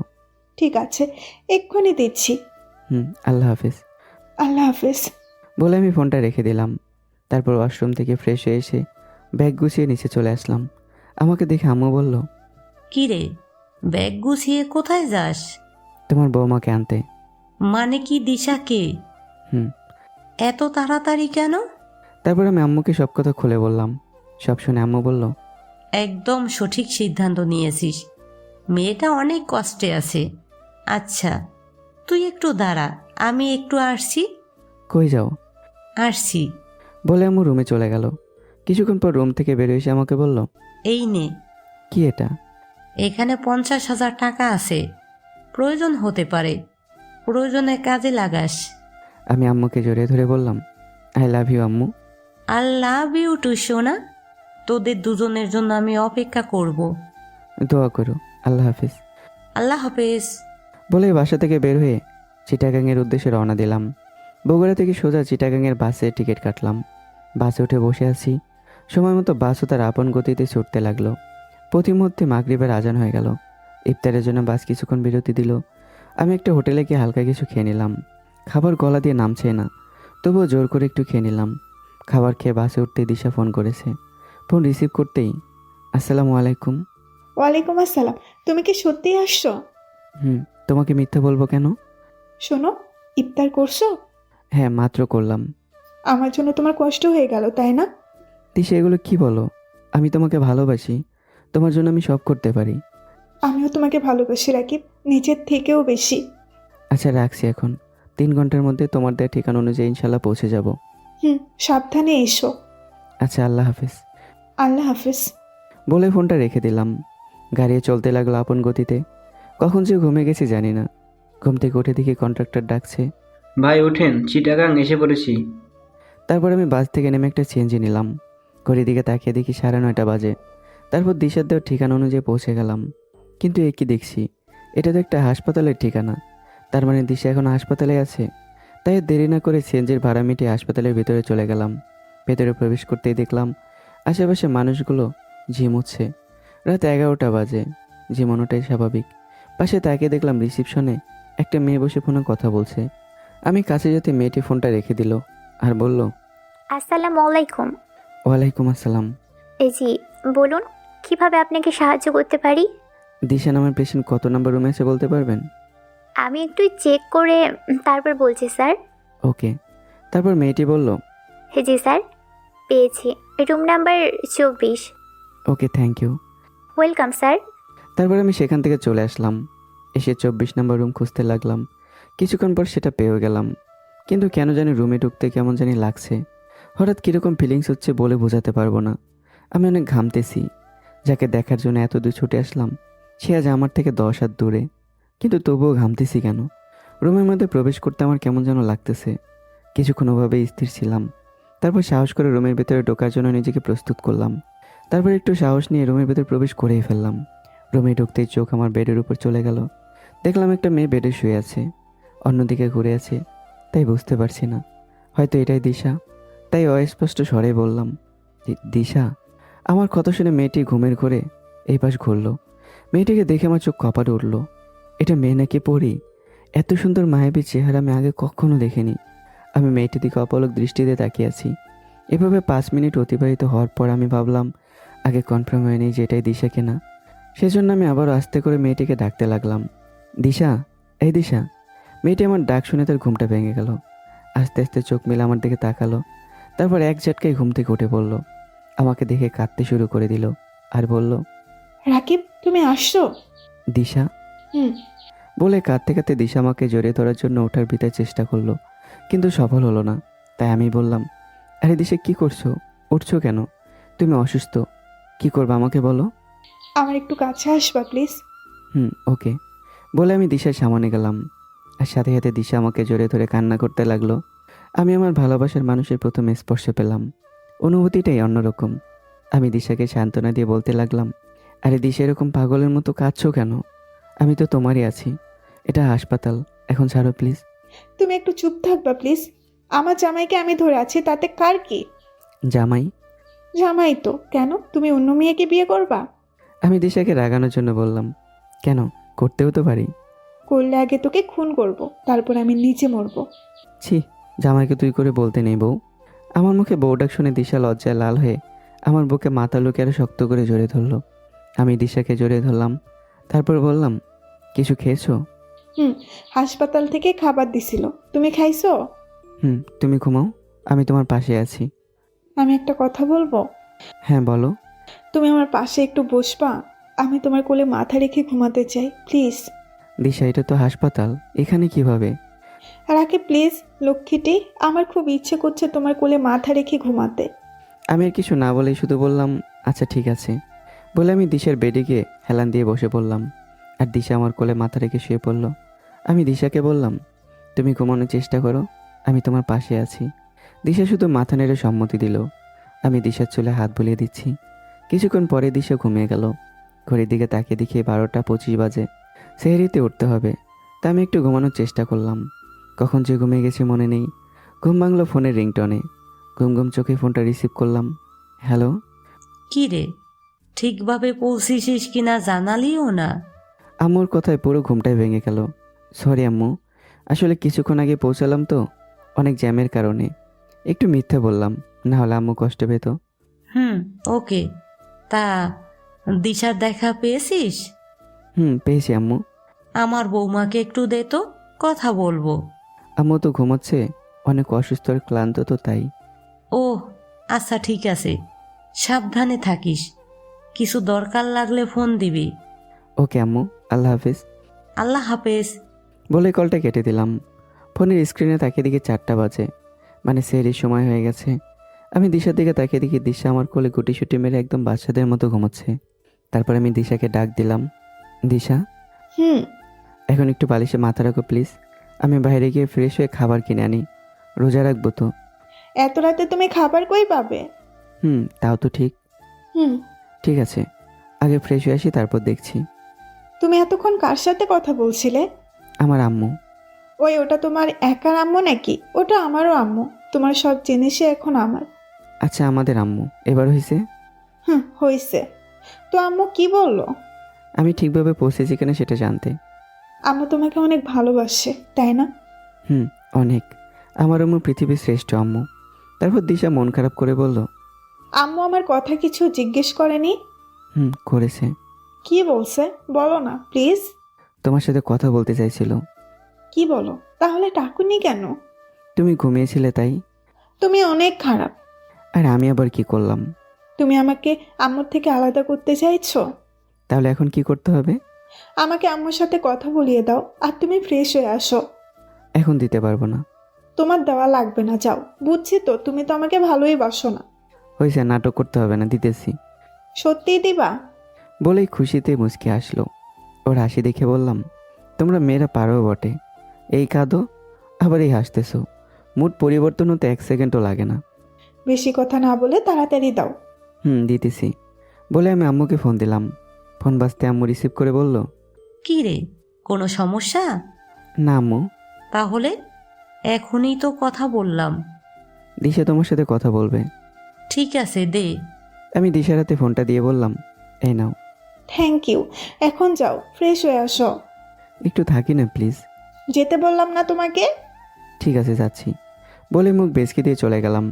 ফ্রেশ হয়ে বাইরে আসলাম, কিন্তু কোনো দোকানই খোলা পেলাম না। কি খেয়ে এখন রোজা রাখবো বুঝতে পারছি না। হঠাৎ কে যেন ঘাড়ে হাত দিল। আমি চমকে উঠে পিছন দিকে তাকালাম। তাকিয়ে দেখি হাসপাতালের সেই রিসিপশনের মেয়েটি আমাকে দেখে বলল, আসসালামু আলাইকুম ভাইয়া। ওয়ালাইকুম আসসালাম। ভাইয়া, ভাইয়া কি কোনো কারণে চিন্তিত? আমাকে বলতে পারেন। না, তেমন কিছু না। বলুন কি সমস্যা? রোজা থাকবো তো, কিন্তু সেহরি করার জন্য কোনো খাবারের দোকান তো খোলা নেই। কিভাবে রোজা থাকবো এটাই ভাবছি। আমি একটা সমাধান দিতে পারি, যদি আপনি রাজি থাকেন তাহলে। বলেন কি সমাধান? আমিও প্রতিদিন এই সমস্যায় পড়ি, তাই আজকে আগেই কিছু খাবার কিনে রেখেছি। আপনি চাইলে আমরা ভাগাভাগি করে খেতে পারি। কি বলেন? আপনার খাবার আমি কেন খাবো? আর আপনার খাবার তো কম পড়বে। আমার খাবার কম পড়বে না, খাবার ভাগ করে না খেতে পারলে আর একজন মুসলমানদের বিপদের পাশে দাঁড়াতে না পারলে কিসের মুসলিম হলাম? এটাই তো আমাদের ইসলামের সৌন্দর্যতা। আমি মনে মনে ভাবলাম মেয়েটি একদম খাঁটি কথা বলেছে। আমার নীরবতা দেখে মেয়েটি বলল, কি হলো, চুপ করে আছেন যে? না কিছু না। এত ভাবাভাবির কাজ নেই, আসেন তো একসাথে খাই। ঠিক আছে বলে মেয়েটির সাথে চলে গেলাম। খাওয়ার সময় মেয়েটি বলল, আপনার বাসা কোথায়? বগুড়া। বগুড়া থেকে এখানে কেন? হাসপাতালে আপনার কে আছে? আমার ভালোবাসার মানুষ। বুঝলাম না। তারপর খেতে খেতে মেয়েটিকে দিশাকে নিয়ে আমার জীবনের সব কিছু খুলে বললাম। সব কিছু শুনে মেয়েটি বলল, দিশা অনেক ভাগ্যবতী একটা মেয়ে যে এত কেয়ারিং একটা মানুষ পেয়েছে। ভালোবাসার টানে 6 ঘন্টার মধ্যে চিটাগাং। ভুল বললেন, আমি অনেক ভাগ্যবান যে দিশার মতো একটা মেয়ে আমার লাইফে পেয়েছি। আপনার কথা শুনে দিশাকে দেখতে ইচ্ছে করছে। কেন? এখানেই তো আছে, আপনাদের হাসপাতালে। থাকলেও দেখিনি, আমার কাজ তো রিসেপশনে। ঠিক আছে, সময় করে দেখে যান। ঠিক আছে। আচ্ছা আসছি।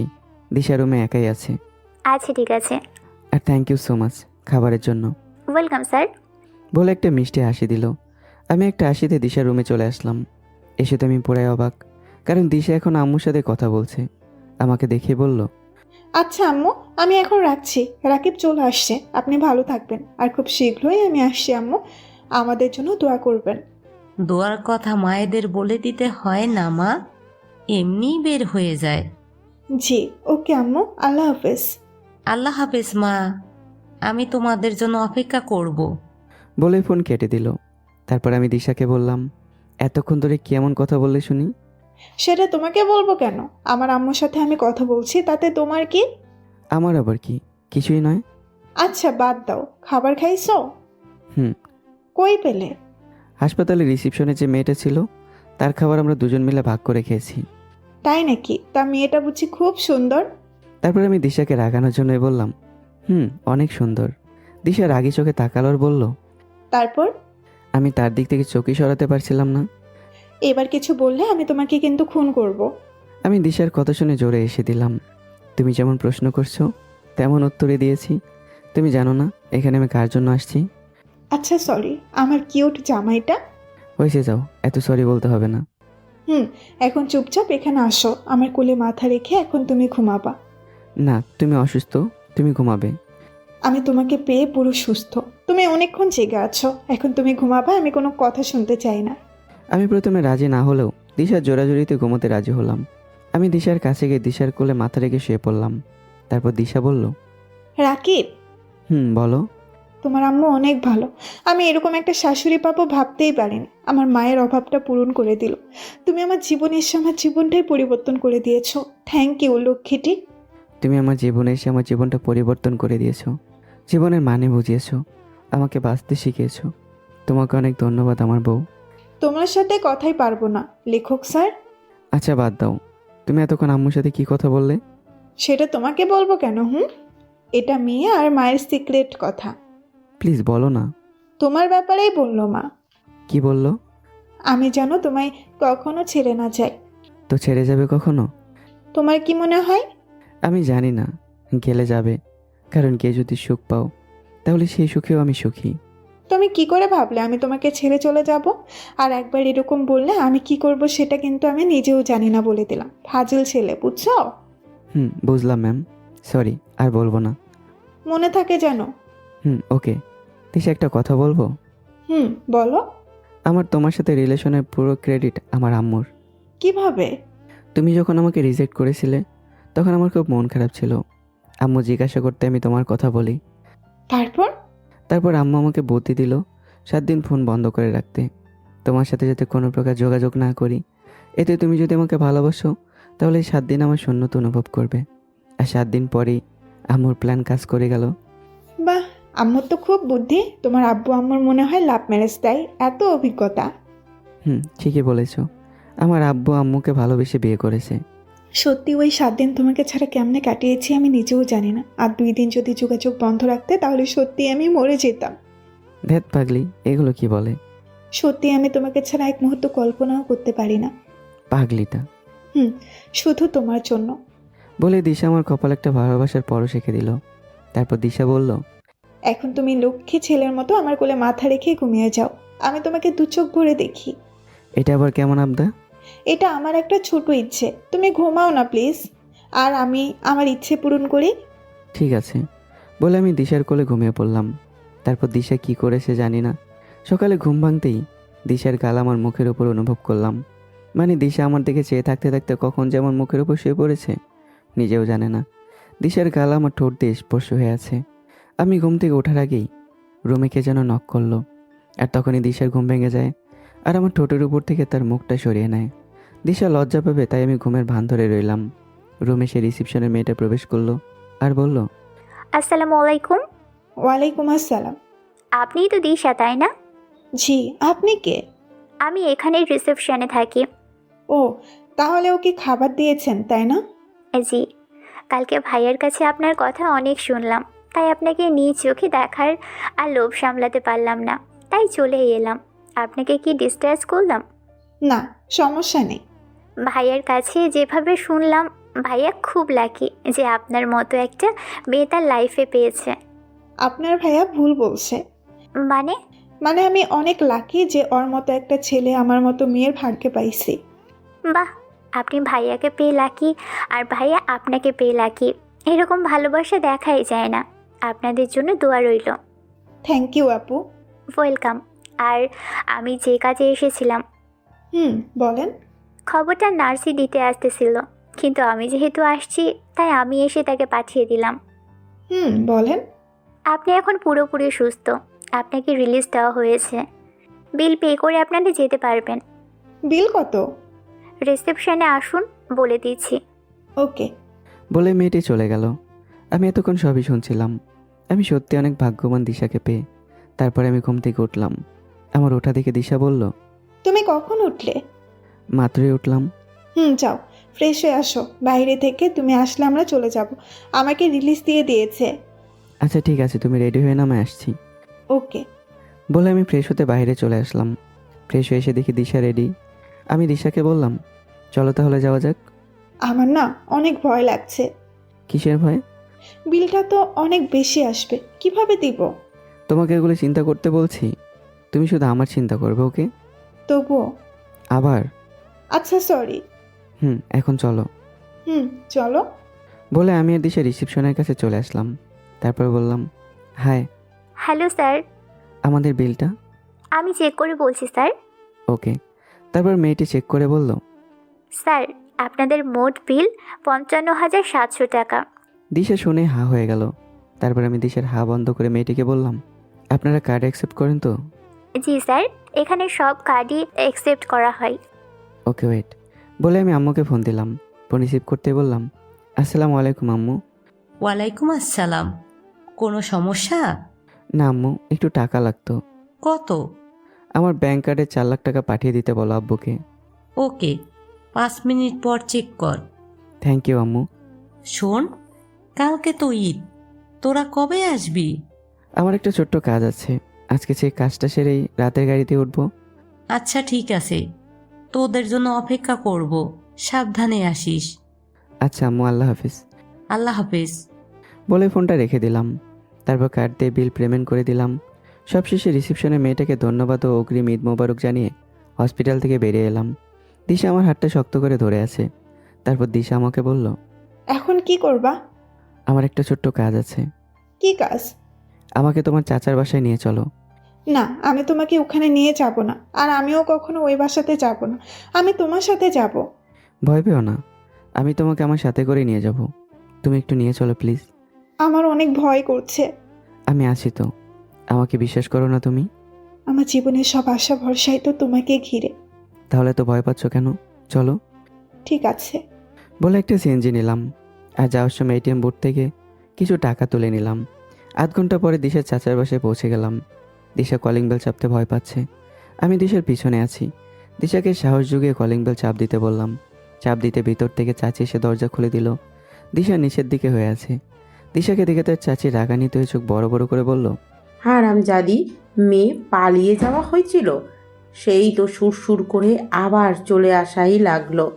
দিশা চাচির চিৎকারে এতক্ষণে দিশার চাচা আর চাচাতো বোন রিয়াও এসে দরজার সামনে হাজির।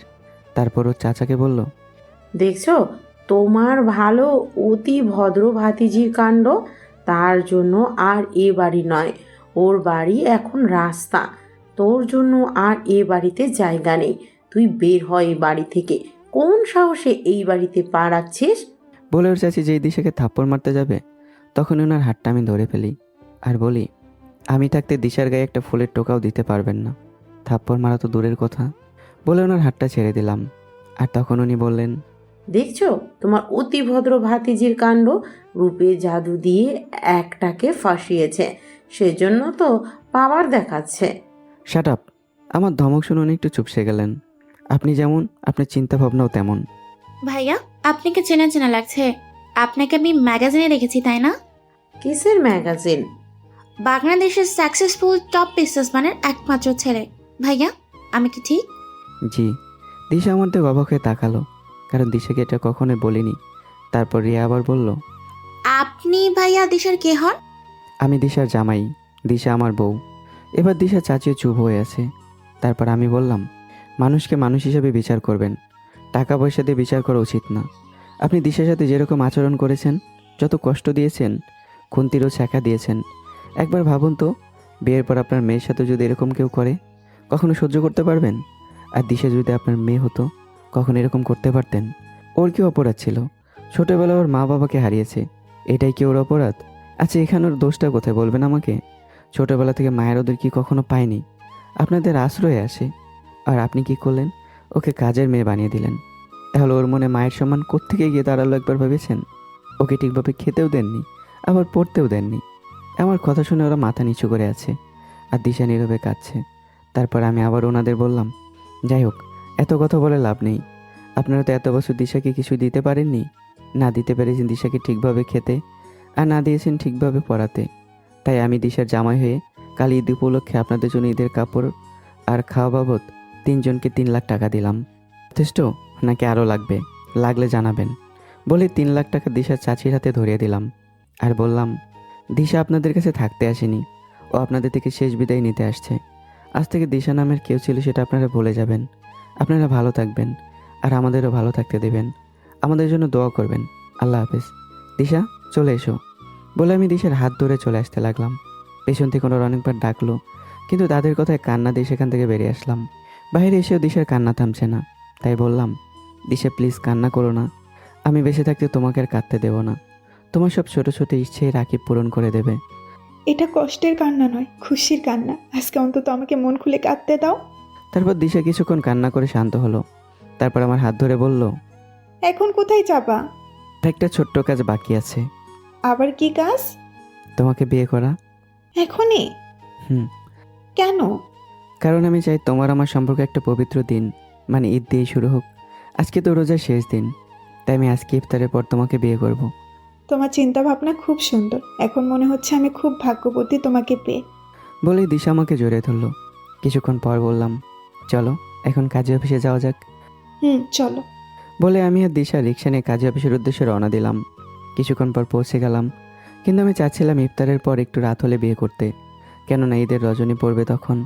তাই পাশে একটা বেঞ্চে বসে পড়লাম, আর আমার পাশে দিশা হাতে হাত রেখে আমার কাঁধের উপর মাথা রাখলো। এভাবেই কিছুক্ষণ সময় কাটানোর পর ইফতারের সময় হয়ে গেল। তারপর এই বছরের শেষ ইফতারটা দিশার সাথে করে নিলাম। তার একটু পরে পাশে একটা কাজী অফিস আছে, সেখানে গিয়ে দিশার আমি বিয়েটাও করে নিলাম। এখন দিশার আমি স্বামী স্ত্রী। এখানে আর কোনো কাজ নেই, তাই রাত 9টার বাসের টিকিট কাটলাম বগুড়া যাওয়ার জন্য। এখন আমি আর দিশা বাসের মধ্যে পাশাপাশি বসে আছি। দিশা আমার কাঁধে মাথা রেখে আছে। আমি আম্মুকে ফোন করলাম। ফোন রিসিভ করতেই বললাম, আসসালামু আলাইকুম। ওয়ালাইকুম আসসালাম। কি রে, তোরা আসছিস? হ্যাঁ আম্মু, আমরা বাসে আছি। আম্মু, আমি বিয়ে করে ফেলেছি দিশাকে। আলহামদুলিল্লাহ। আমার বউকে বরণ করতে রেডি থেকো। অবশ্যই, আমি তোদের জন্যই অপেক্ষা করছি। শোনো আম্মু। বল। ঈদ মোবারক। ঈদ মোবারক। তারপর আর কিছুক্ষণ কথা বলে ফোনটা রেখে দিলাম। বাস চলতে লাগলো তার আপন গতিতে। দিশা আমার কাঁধে মাথা রেখে ঘুমিয়ে আছে। এখন রাত 12টা 5 বাজে। ফেসবুকে গিয়ে আমার ঈদ মোবারক জানিয়ে পোস্ট করলাম। তারপর আমি একটু ঘুমানোর চেষ্টা করলাম, কিন্তু মোটেও ঘুম ধরছে না। অবশেষে রাত 1:27 বাস বগুড়া বাস স্ট্যান্ডে এসে থামলো। আমি দিশাকে ঘুম থেকে ডেকে তুললাম। দিশা, এই দিশা, ওঠো, আমরা বগুড়া পৌঁছে গেছি। কখন? তুমি ঘুমিয়েছিলে, এখন ওঠো। তারপর দিশাকে তুলে আমরা বাস থেকে নামলাম। ঈদের আগের রাত, সবাই যে যার বাসায় ফিরছে, তাই এত রাতেও সব গাড়ি চলাচল করছে। এজন্য খুব একটা সমস্যা হলো না। অবশ্য আমাদের নিজেদেরই গাড়ি আছে, কিন্তু আমি সাধারণভাবে চলতে পছন্দ করি। যাই হোক, বাস থেকে নেমে একটা সিএনজি নিয়ে 8 ঘন্টার মধ্যে দুপচাচিয়ে এলাম। সেখান থেকে একটা রিক্সা নিয়ে সোজা বাসায় চলে গেলাম। ঘড়ির দিকে তাকিয়ে দেখি 2টা 13 মিনিট, কিন্তু দিশা আবার ঘুমিয়ে পড়েছে। হয়তো মেয়েটা সত্যি অনেক ক্লান্ত, তাই আগে রিক্সা ভাড়া মিটিয়ে নিলাম। আর ঈদ উপলক্ষে রিক্সাওয়ালা আমাকে কিছু টিপসও দিলাম। উনি অনেক খুশি হলেন। তারপর আমি দিশাকে ঘুমন্ত অবস্থায় কোলে তুলে নিলাম। বাসায় কলিং বেল চাপতেই ভেতর থেকে আম্মু এসে দরজা খুলে দিল। আমি আম্মুকে দেখে বললাম, আসসালামু আলাইকুম আম্মু। ওয়ালাইকুম আসসালাম। এইটা দিশা? হ্যাঁ আম্মু। মাশাল্লাহ, অনেক সুন্দর, একদম সাক্ষাৎ পরী। কিন্তু ওর কি হয়েছে? তোর কোলে কেন? কিছুই হয়নি, অনেক ক্লান্ত তাই ঘুমিয়ে পড়েছে। আর আমি ওকে ডাকও দিইনি। ঠিক আছে, ওকে তোর রুমে নিয়ে যা। আব্বু কোথায়? তোর কথা বলতে বলতেই ঘুমিয়ে গেছে, ডেকে দিব? না থাক, কাল সকালে কথা বলে নেব। ঠিক আছে, দিশাকে রুমে নিয়ে যা, আর তুইও ফ্রেশ হয়ে খেতে আয়। না আম্মু, আমি আর কিছু খাবো না। আচ্ছা ঠিক আছে, তাহলে তুইও ঘুমিয়ে পড়িস। ওকে। বলে আমি আমার রুমে দিশাকে কোলে নিয়ে সিঁড়ি বেয়ে উপরে যেতে লাগলাম। তারপর রুমে গিয়ে আমার খাটে দিশাকে শুয়ে দিলাম। ফ্রেশ হয়ে একেবারে গোসল সেরে বের হলাম, কারণ সারাদিন গোসল করা হয়নি। গোসল সেরে কাপড় চেঞ্জ করে নিলাম। দিশার দিকে চেয়ে দেখি একদম বাচ্চাদের মতো ঘুমোচ্ছে। দেখে আমার অনেক হাসি পাচ্ছে। যাই হোক, আমি খাটে গিয়ে বসলাম। আমার অনেক ঘুম পাচ্ছে, কিন্তু দিশা এমনভাবে কোনাকুনিভাবে শুয়ে আছে যে আমি না দিশার ডান পাশে ঘুমাতে পারবো, না বাম পাশে ঘুমাতে পারবো। তাই একটা বালিশ নিয়ে সোফায় চলে আসলাম। সোফায় বালিশ থেকে দপাস করে শুয়ে পড়লাম। ঘড়ির দিকে তাকিয়ে দেখি 3টা 40 মিনিট, তাই ঘুমানোর চেষ্টা করলাম। ফজরের আজান দিতেই ঘুম থেকে উঠে পড়লাম। তারপর আশ্রমে গিয়ে উজু করে মসজিদে নামাজ আদায় করে নিলাম। নামাজ পড়ে এসে দেখি আব্বু আম্মু উঠে গেছে। আসসালামু আলাইকুম। ওয়ালাইকুম আসসালাম। ওয়ালাইকুম আসসালাম। ঈদ মোবারক। ঈদ মোবারক। ঈদ মোবারক। তোমরা তো সকালে এখানে দাঁড়িয়েছো যে? তোর জন্যই অপেক্ষা করছিলাম। কেন? তোর আব্বু তো দিশাকে দেখেইনি, আর কালকে আমিই দিশাকে কিছু দিয়ে বরণ করতে পারিনি। তাই চল আমরা একসাথে গিয়ে দিশাকে সারপ্রাইজগুলো দিয়ে দেই। আচ্ছা ঠিক আছে, চলো। বলে আমি আব্বু আম্মু সবাই মিলে রুমে চলে আসলাম। এসে দেখে দিশা উঠে নামাজ আদায় করছে। আমার রুমটা অনেক সুন্দর করে গুছিয়েছে। এত কম সময় এত কিছু কেমনে বুঝতে পারলাম না। যাই হোক, আমরা দাঁড়িয়ে আছি। দিশা নামাজ শেষ করেই যায় নামাজ থেকে উঠে ইশারা করলেন ওনারা কে। আমিও বললাম, দিশা শোনো, এটা আমার আম্মু আর আমার আব্বু। আসসালামু আলাইকুম আব্বু আম্মু। বলে দিশা তাদের পায়ের দিয়ে সালাম করতে গেল, কিন্তু আম্মু দিশাকে উপরে তুলে বলল, ওয়ালাইকুম আসসালাম মা। থাক থাক, পায়ে হাত দিয়ে সালাম করতে হবে না। তুমি তো কাল রাতে ঘুমিয়ে পড়েছিলে, রাকিব তোমাকে কোলে করে নিয়ে এসেছে, তাই ঠিকভাবে দেখিও নি, আর বরণও করতে পারিনি, তাই এখন এলাম। অনেক ভালো করেছেন আম্মু। সরি, কাল রাতে একটু ক্লান্ত ছিলাম। সমস্যা নেই মা। আব্বু আপনি কেমন আছেন? আমি আলহামদুলিল্লাহ ভালো আছি। মামনি, তুমি কেমন আছো? আপনাদের পেয়ে অনেক ভালো হয়ে গেছে আব্বু। মামনি, আজকে তো ঈদ, তাই ঈদ উপলক্ষে তোমাকে আমি এই নেকলেস উপহার দিলাম। দেখো তো পছন্দ হয়েছে কিনা। দিশা, আমি তোমার জন্য এই শাড়ি কিনে রাখছিলাম, আর আমার তরফ থেকে ঈদ উপলক্ষে এই আংটিটা তোমার। দেখো তো এগুলো পছন্দ হয়েছে কিনা। এগুলো খুব সুন্দর আব্বু আম্মু।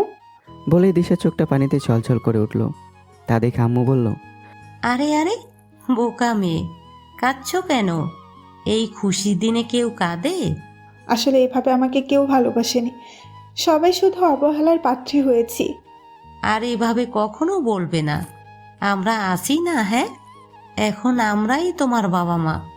এরপর এগুলো বললে বা কাঁদলে আমাদের সে খারাপ কেউ হবে না, বুঝলে? এখানে তোমাকে কাঁদার জন্য আনিনি। তুমি নিজে খুশি থাকবে আর আমাদেরকেও খুশি রাখবে, বুঝলে? জি আম্মু। শোনো, আজ তো ঈদ, তুমি গোসল করে এই শাড়িটা পরে নিচে আসবে, কেমন? তোমার আব্বু আর রাকিব ঈদের নামাজ পড়তে যাবে, আর আমি আর তুমি মিলে ওদের জন্য অনেক রান্না করব। ওকে? ওকে আম্মু। এতক্ষণ আমি শুধু দিশা, আম্মু আর আব্বুর কথাই শুনে যাচ্ছিলাম, কিছু বলছিলাম না। ওনাদের কথা শেষ হতেই আমি অভিমানী সুরে বললাম, বাবা, ছেলের বউ পেয়ে ছেলেকেই তো ভুলে গেল আব্বু আম্মু। হ্যাঁ, তাই ভাবো, এখন থেকে তারা আমার আব্বু আম্মু। বলে দিশা আম্মুকে জড়িয়ে ধরলো। আমি আব্বু আম্মু দুজনকে জড়িয়ে ধরলাম। বললেই হলো, এটা শুধু আমার আব্বু আম্মুই, আমি তাদের বা কাউকেই দেব না। তখন আম্মু হাসতে হাসতে বলল, আচ্ছা, ঝগড়া করো না, তোমরা আমরা দুজনেরই আব্বু আম্মু। তারপর আব্বু আম্মু নিচে চলে গেল। আমি দিশাকে বললাম, দিশা, তুমি খুশি তো? হুম, আমি অনেক খুশি। ওকে, এখন যাও গোসল করে আসো। আম্মু কি বললো শোনোনি? এই শাড়ি পরে আম্মুর সাথে রান্নায় হেল্প করতে হবে। আগে তুমি যাও, তোমার তো ঈদের নামাজ পড়তে যেতে হবে।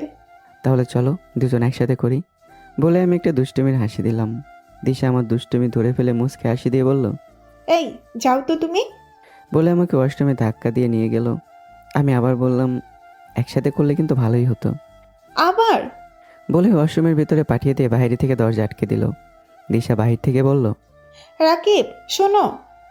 বলো, একসাথে গোসল করবে? আবার ফাজলামি করে? আচ্ছা সরি, বলো কি বলবে। গোসল করে কাপড়গুলো রেখে এসো, আমি কেচে দিব। আচ্ছা। তারপর আর কিছু না বলে গোসলটা সেরে নিলাম।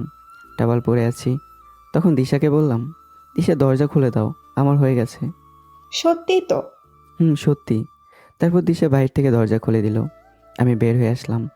তারপর দিশা গোসল করতে ওয়াশরুমে গেল, গিয়ে আমার কাপড় আগে কেচে দিল।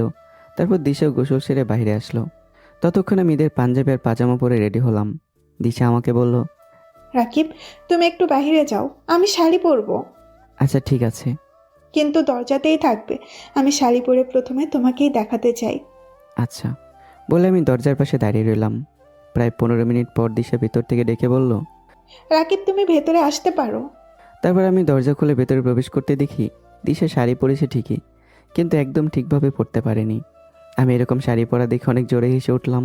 আমার হাসি দেখে দিশা চোখ বড় বড় করে আমার দিকে তাকিয়ে বলল, এই খবরদার হাসবা না। হাসবো না তো কি করব, এটা শাড়ি পরা হয়েছে? তো দেখতেই যখন পাচ্ছ তখন তোমার পরিয়ে দিতে কি হচ্ছে? তো সেটা কি আমায় বলেছো? বলতে হবে কেন? তুমি দেখতে পাচ্ছ না নাকি বউকেও পরিয়ে দিতে লজ্জা পাচ্ছ? আরে না, লজ্জা পাবো কেন? তারপর আমি দিশার কাছে গিয়ে বললাম, খুলে ফেলো। দিশা অবাক হয়ে তাকিয়ে আছে। কি খুলবো? আরে শাড়ি খোলো, ঠিকভাবে পরিয়ে দেই। আচ্ছা। তারপর আমি দিশাকে সুন্দর করে শাড়ি পরাতে লাগলাম। শাড়ি পরানোর সময় দিশা আমাকে বলল, আচ্ছা তুমি এত সুন্দর করে শাড়ি পরাতে পারো কেমনে? আগে কাকে পরিয়েছো? পরিয়েছি তো। দিশা চোখ বড় বড় করে বলল, কাকে পরিয়েছো? আমার মামাতো বোনকে। দিশা রাগী কণ্ঠে আর চোখ লাল করে আমাকে বলল, তারপর তো আমি তার থেকে চোখ সরাতেই পারছিলাম না। যা, তুই তোর মামাতো বোনের কাছেই যা, আমাকে শাড়ি পরাতে হবে না। আমি শাড়ির কুচি করছিলাম। এ কথা বলেই দিশা আমার থেকে কুচিটা কেড়ে নিয়ে মুখ গোমরা করে অন্যদিকে তাকালো। সত্যিই কি যাব? যা, কে আটকিয়েছে? ঠিক আছে, আমি চলে যাই। আমার জন্য হয়তো মামাতো বোন সেমাই নিয়ে অপেক্ষা করছে। এ কথা বলা মাত্রই দিশা ওই অবস্থায় আমার কাছে শোনা শক্ত করে জড়িয়ে ধরে বলল, কুত্তা, তুই শুধু গিয়ে দেখ, আমার যে খারাপ কেউ হবে না, আমি তোকে যেতে দিব না, তুই শুধু আমাকেই শাড়ি পরাবি। তারপর আমি দিশার দিকে তাকিয়ে বললাম, এটা কি করলে? আবার প্রথম থেকে শাড়ি পরাতে হবে? তো পরাও। তারপর আমি আবার দিশাকে শাড়ি পরিয়ে দিতে লাগলাম। কুচি করে দিশাকে বললাম, নাও, এটা তুমি গুজে দাও। আমি পারি না, তুমিই দাও। তারপর আমি দিশার নাভি নিচে শাড়িটা গুজে দিলাম। দিশা আমার স্পর্শ পেয়ে একদম কেঁপে উঠলো। তারপর দিশা আবার আমাকে জড়িয়ে ধরলো। কিছুক্ষণ পর আমি বললাম, দিশা ছাড়ো আমাকে, নামাজ পড়তে যেতে হবে তো। তারপর দিশা ছেড়ে দিল। আমি আর আব্বু ঈদের নামাজ পড়তে মাঠে চলে আসলাম, আর দিশা আম্মুর রান্নায় হেল্প করতে লাগলো। নামাজ শেষে আমি আর আব্বু কোলাকুলি করলাম। তারপর বাসায় চলে আসলাম। বাসায় এসেই আসসালামু আলাইকুম। ওয়ালাইকুম আসসালাম। রান্না শেষ, আমি ফ্রেশ হয়ে আসি, তারপর সবাই একসাথে খাবো। দিশা উপরে আছে, ডেকে নিয়ে আয়। আচ্ছা আম্মু। বলে আমি আমার রুমে চলে আসলাম। আমাকে দেখে দিশা বলল, আসসালামু আলাইকুম। ওয়ালাইকুম আসসালাম, ঈদ মোবারক। ঈদ মোবারক। বলে দিশা আমার পায়ে হাত দিয়ে সালাম করতে আসলো। আমি তাকে বাধা দিলাম। তারপর আমাকে বলল, এখন আমার সালামি দাও। ও আচ্ছা, এই জন্য সালাম করা হচ্ছে ম্যাডাম। এখন বেশি কথা না বলে সালামি দাও। কত টাকা নেবে বলো? তুমি যা দিবে তাতেই খুশি।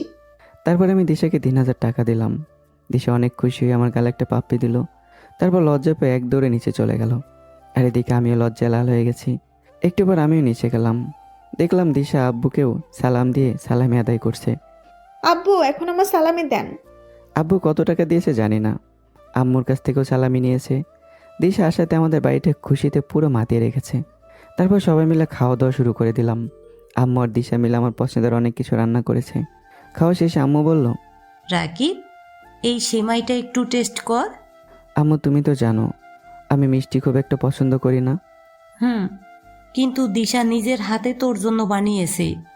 ও আচ্ছা, তাহলে তো খেতেই হবে বলে আমি সেমাই টেস্ট করলাম।